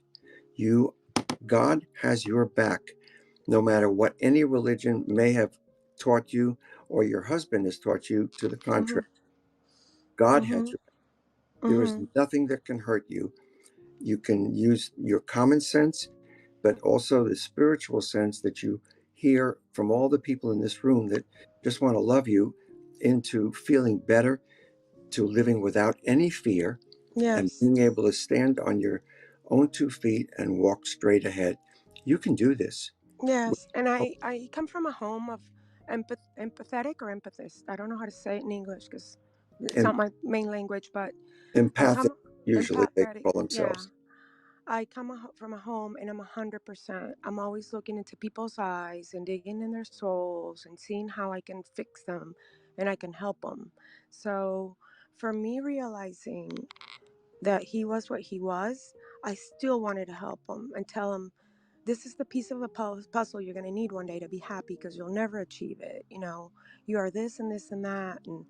And I'm just like, I want to stop being that. And that's why I'm reading books about how to not get into this a relationship again, ever again, where I just have to give and give and give without limits, you know? It's ridiculous. It's just ridiculous. I don't think Monica, there's I'm any gonna in tell you this. something about that. I'm Mhm. sorry. I'm gonna just say something about that part that you just said, because I Mhm. just came out of a relationship like that. Mhm. Um, in the book A Course in Miracles, you will find a lot of concepts around duality. Duality is just two sides of the same coin. Okay, Mhm. Yep. so if someone is in darkness, they need the same amount of light to be able to find balance in some point. Mhm. Okay, so we Mhm. are always trying to see everything in the light and try to take the good out of everything, right? Because we have been for some reason like that.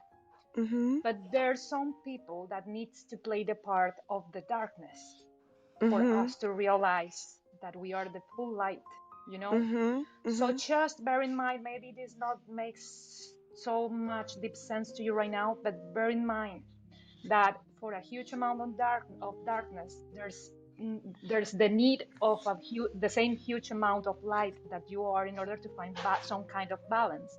And this is the tipping point for you to understand that there's not always for you, I mean, in order for you to feel complete, holy, and really, really happy with everything that you are, Mhm. you will have to find that serenity, that you are that light, and you are trying to find that, like helping others right now.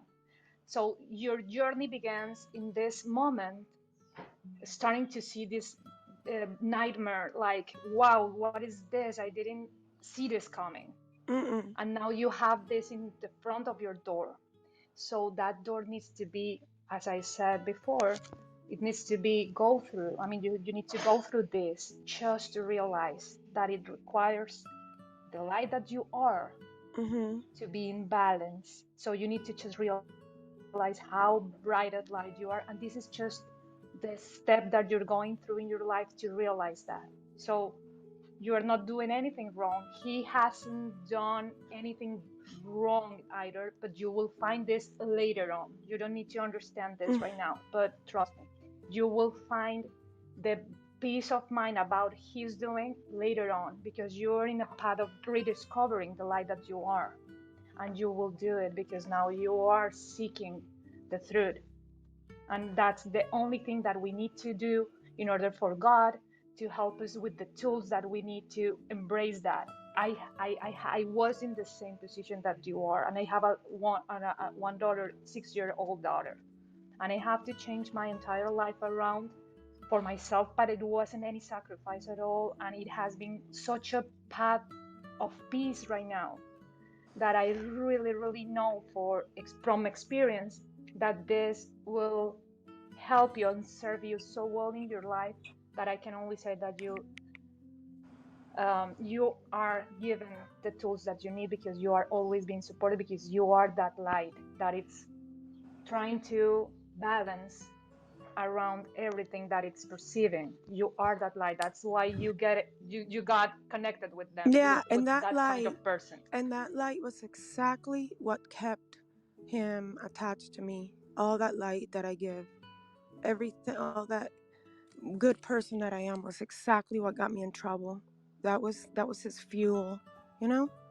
So Yeah, but it's just so but you redundant. will find, yeah, you It's will like a find, yeah, circle. but you will find later on, not right now, you will find the Mhm. truth about it, because as he is the darkness for you and you are perceiving yourself as light, there's a Mhm. part of you that is darkness as well, that he is giving you, like the Mhm. Oh yeah. reflection of it, for you to be aware of it. So this is just an analogy. Your relationship, this nightmare relationship, is just an analogy of how in touch you are with the concept of oneness with God.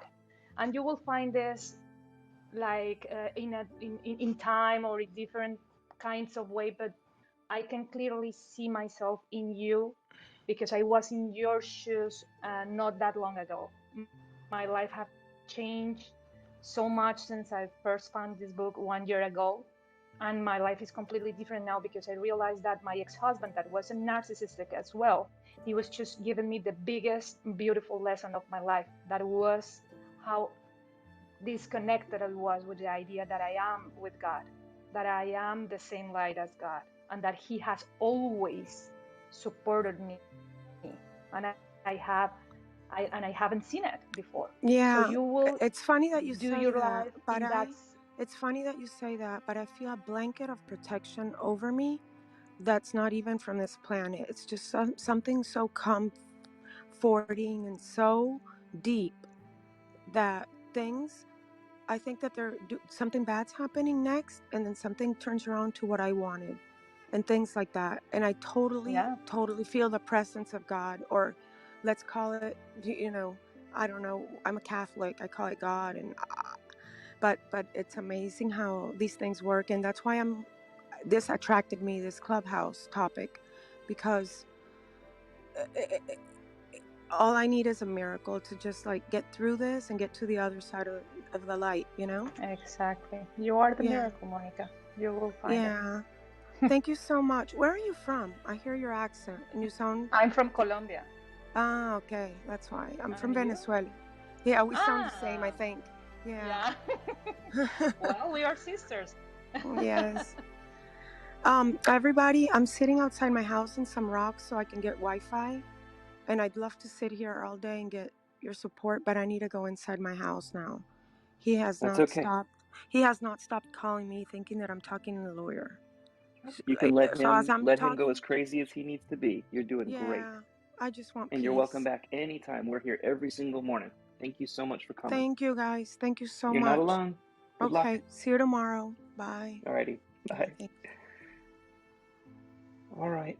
Well, that was a wonderful little thing. I hope everything goes smoothly with you, Monica. And, Monica, when you're not talking, you may want to go on mute. That way, you're not broadcasting. Okay. We'll get on. All right. And good luck. All right. Thank you. All right. Bye. No problem. Is there anybody else, Lena or Linda, or anybody else up here who might want to share before we wrap things up for today? Linda? Oh, I just want to say that this is the reason we're here. This is the reason we're here. We have some good news. Reasons. It's the reason we're here. The most important reason is to carry this message You're right, Dad. to the four corners of the earth, which we're able to do, broadcasting on this channel. And there are other people also in Clubhouse who have similar messages. We are a loving group here, and it was so beautiful to watch everyone almost tripping over themselves to try and show Monica that she has a way out, and it will be very natural. It'll be peaceful for her. And Monica, I know you're still listening, so we just love you, and we're so happy that you came to see us this morning, and you make us a little bit better when you come here. Thanks for being here.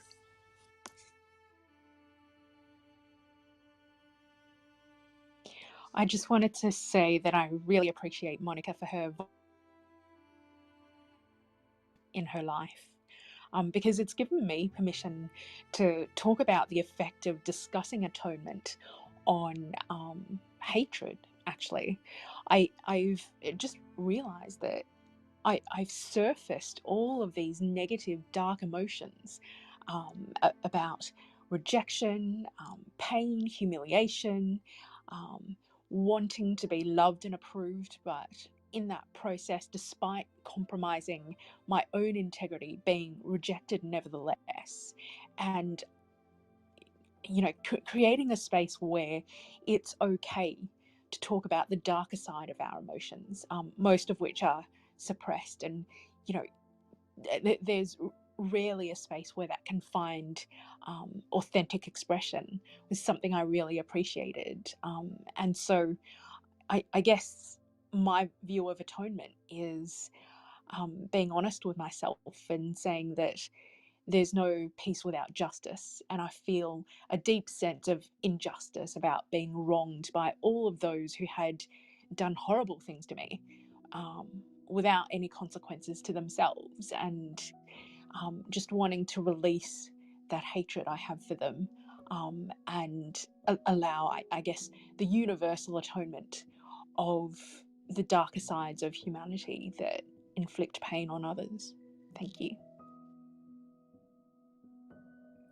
Thank you for coming today. And I have to say that I love your voice and your accent is so elegant. I mean, thank you very much, Linda, for coming today to this room and our session. So please keep doing that, because we can learn many things from you and your experience too. Well, I gotta say, everybody, thank you for today's experience. And I will see you tomorrow Monica. because I'm gonna have to go. Oh, go, Lina. I didn't see your mic on. Go. Yeah, I think what happened at the end of today's session was, it shows us how we cannot be away from adversity and negativity. But one thing that I have been learning here is that we are enough.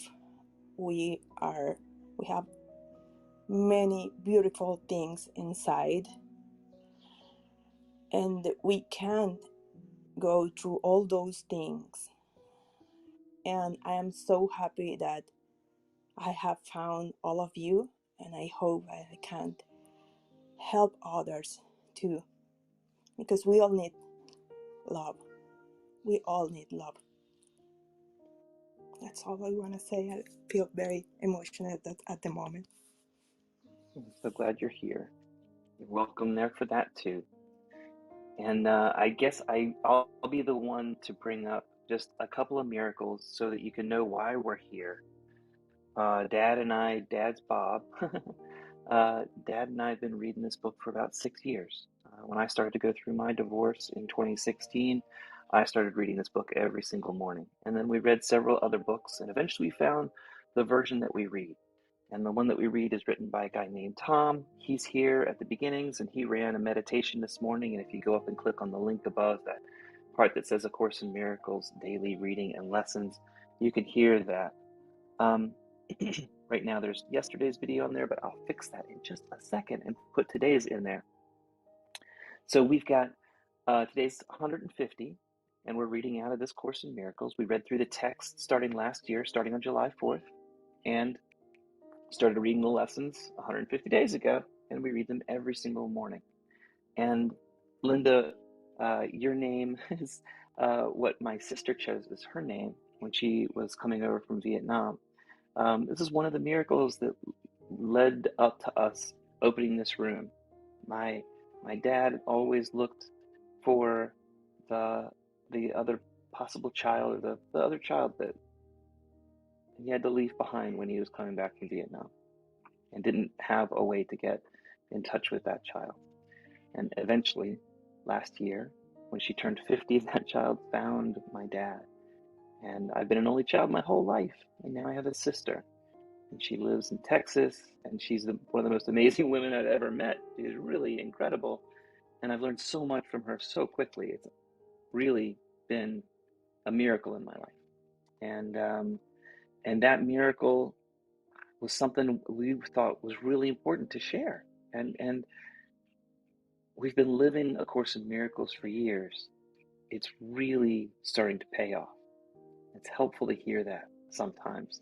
The rubber finally hits the road somewhere, and you're able to practically apply this in life.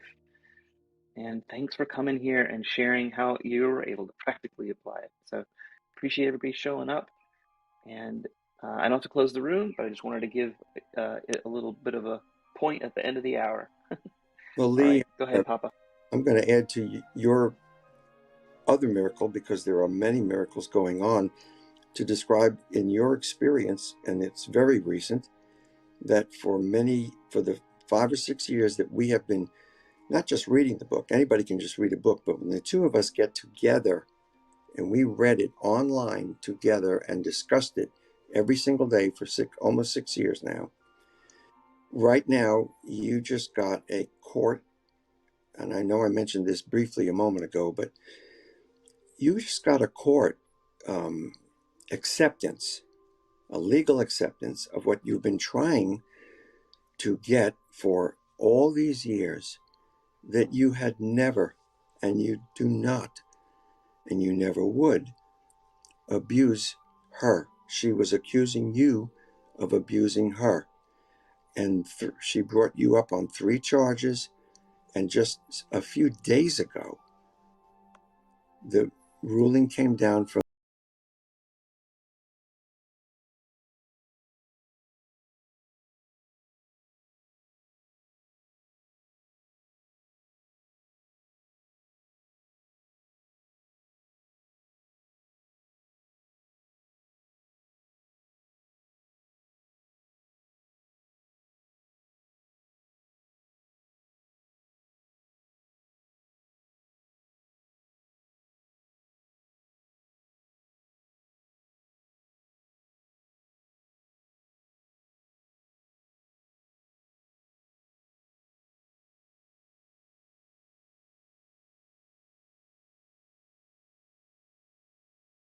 Back in March. The judge saw the video that my daughter took and said this isn't child abuse and threw that out a while back. So vindicated a while. This is just one more thing, and this is the 3rd letter I've gotten from the Department of Family Services that has found me not to be an abuser. It's not the first time Grace has accused me, and not the first time my ex-wife has accused me. But every time I've been found not to be an abuser because I'm not an abuser. But their perspective, and it's the perspective of my ex-wife who's a narcissist, who's looking for a monster, looking for an enemy to fight because she needs to be a victim. She has to be a victim in order for her to be a hero in her story. And that's the story she's playing out in her life right now. And I can let her play out her story without taking personal damage, because it's all just words, guys. It's not real. She's not actually beating me or my kids.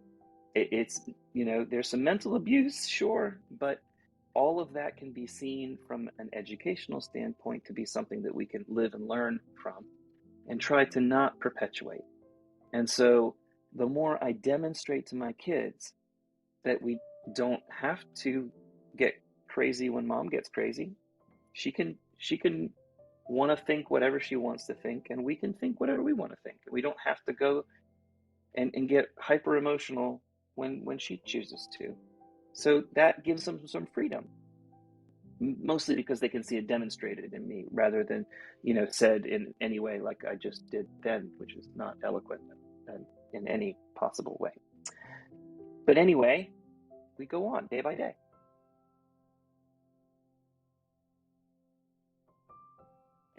And one step at a time, one day at a time, we kind of show up and demonstrate that peace of mind to our kids, and that is really helpful to them. And honestly, Adriana is teaching me loads about how to do that better with my kids, how to show up so that they can see there's no power in the craziness of the other person. They can see that I'm at peace no matter what she accuses me of, because when somebody accuses you of something false and you're innocent, you don't have to get crazy about it. It's just, it'll get shown the truth eventually. So I can wait for that to be shown the truth again eventually. I'm patient, more patient than I used to be. And when I'm not patient, God puts me in situations to make me more patient.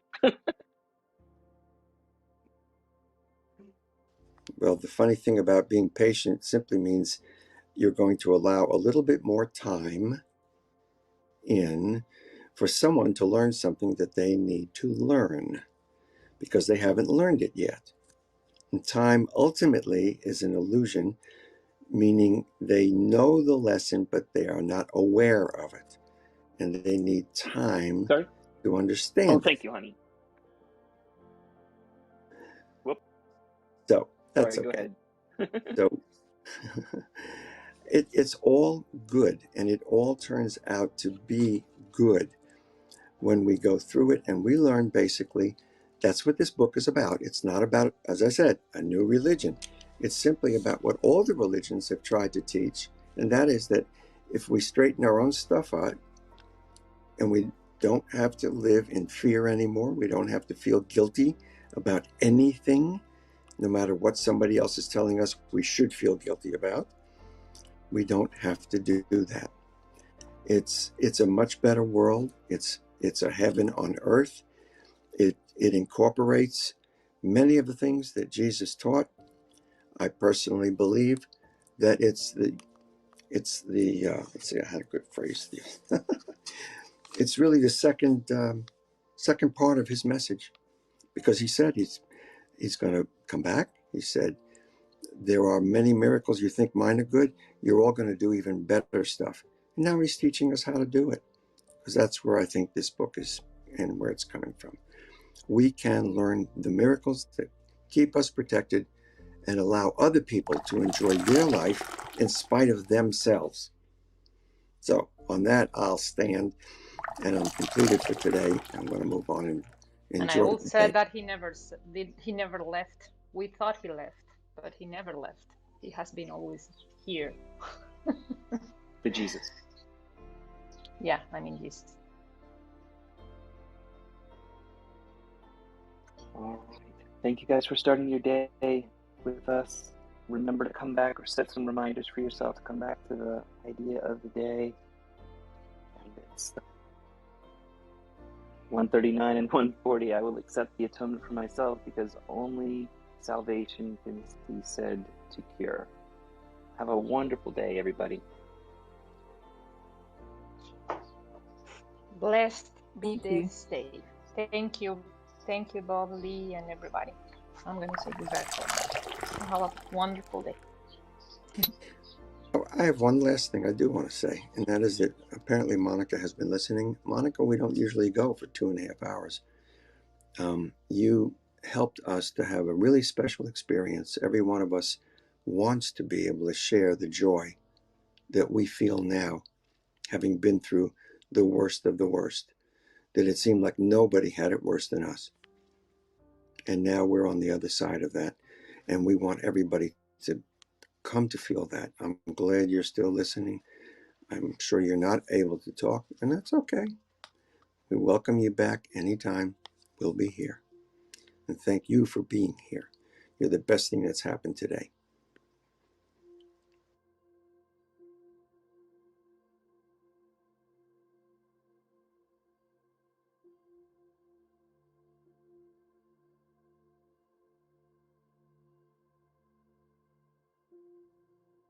All right, and our replay is up and live at acourseinmiracles.live up at the top, so you can tap on that little link up there. And I do my best to get the video in there. I do it, I guess, just about every day. So Monica, if you want to go back a couple of days, there's a nice long link, a list.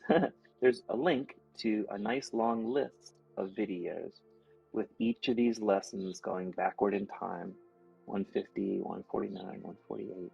And you can listen to those if you need something to listen to today. But I want you to feel safe and loved, because you are, and so is everybody else in this room. And we will have a space here every single day where you can come. We start at 6:30 Eastern, and yeah, and that's it. And you guys are always welcome. Thank you for coming. All right. Have a great day, everybody.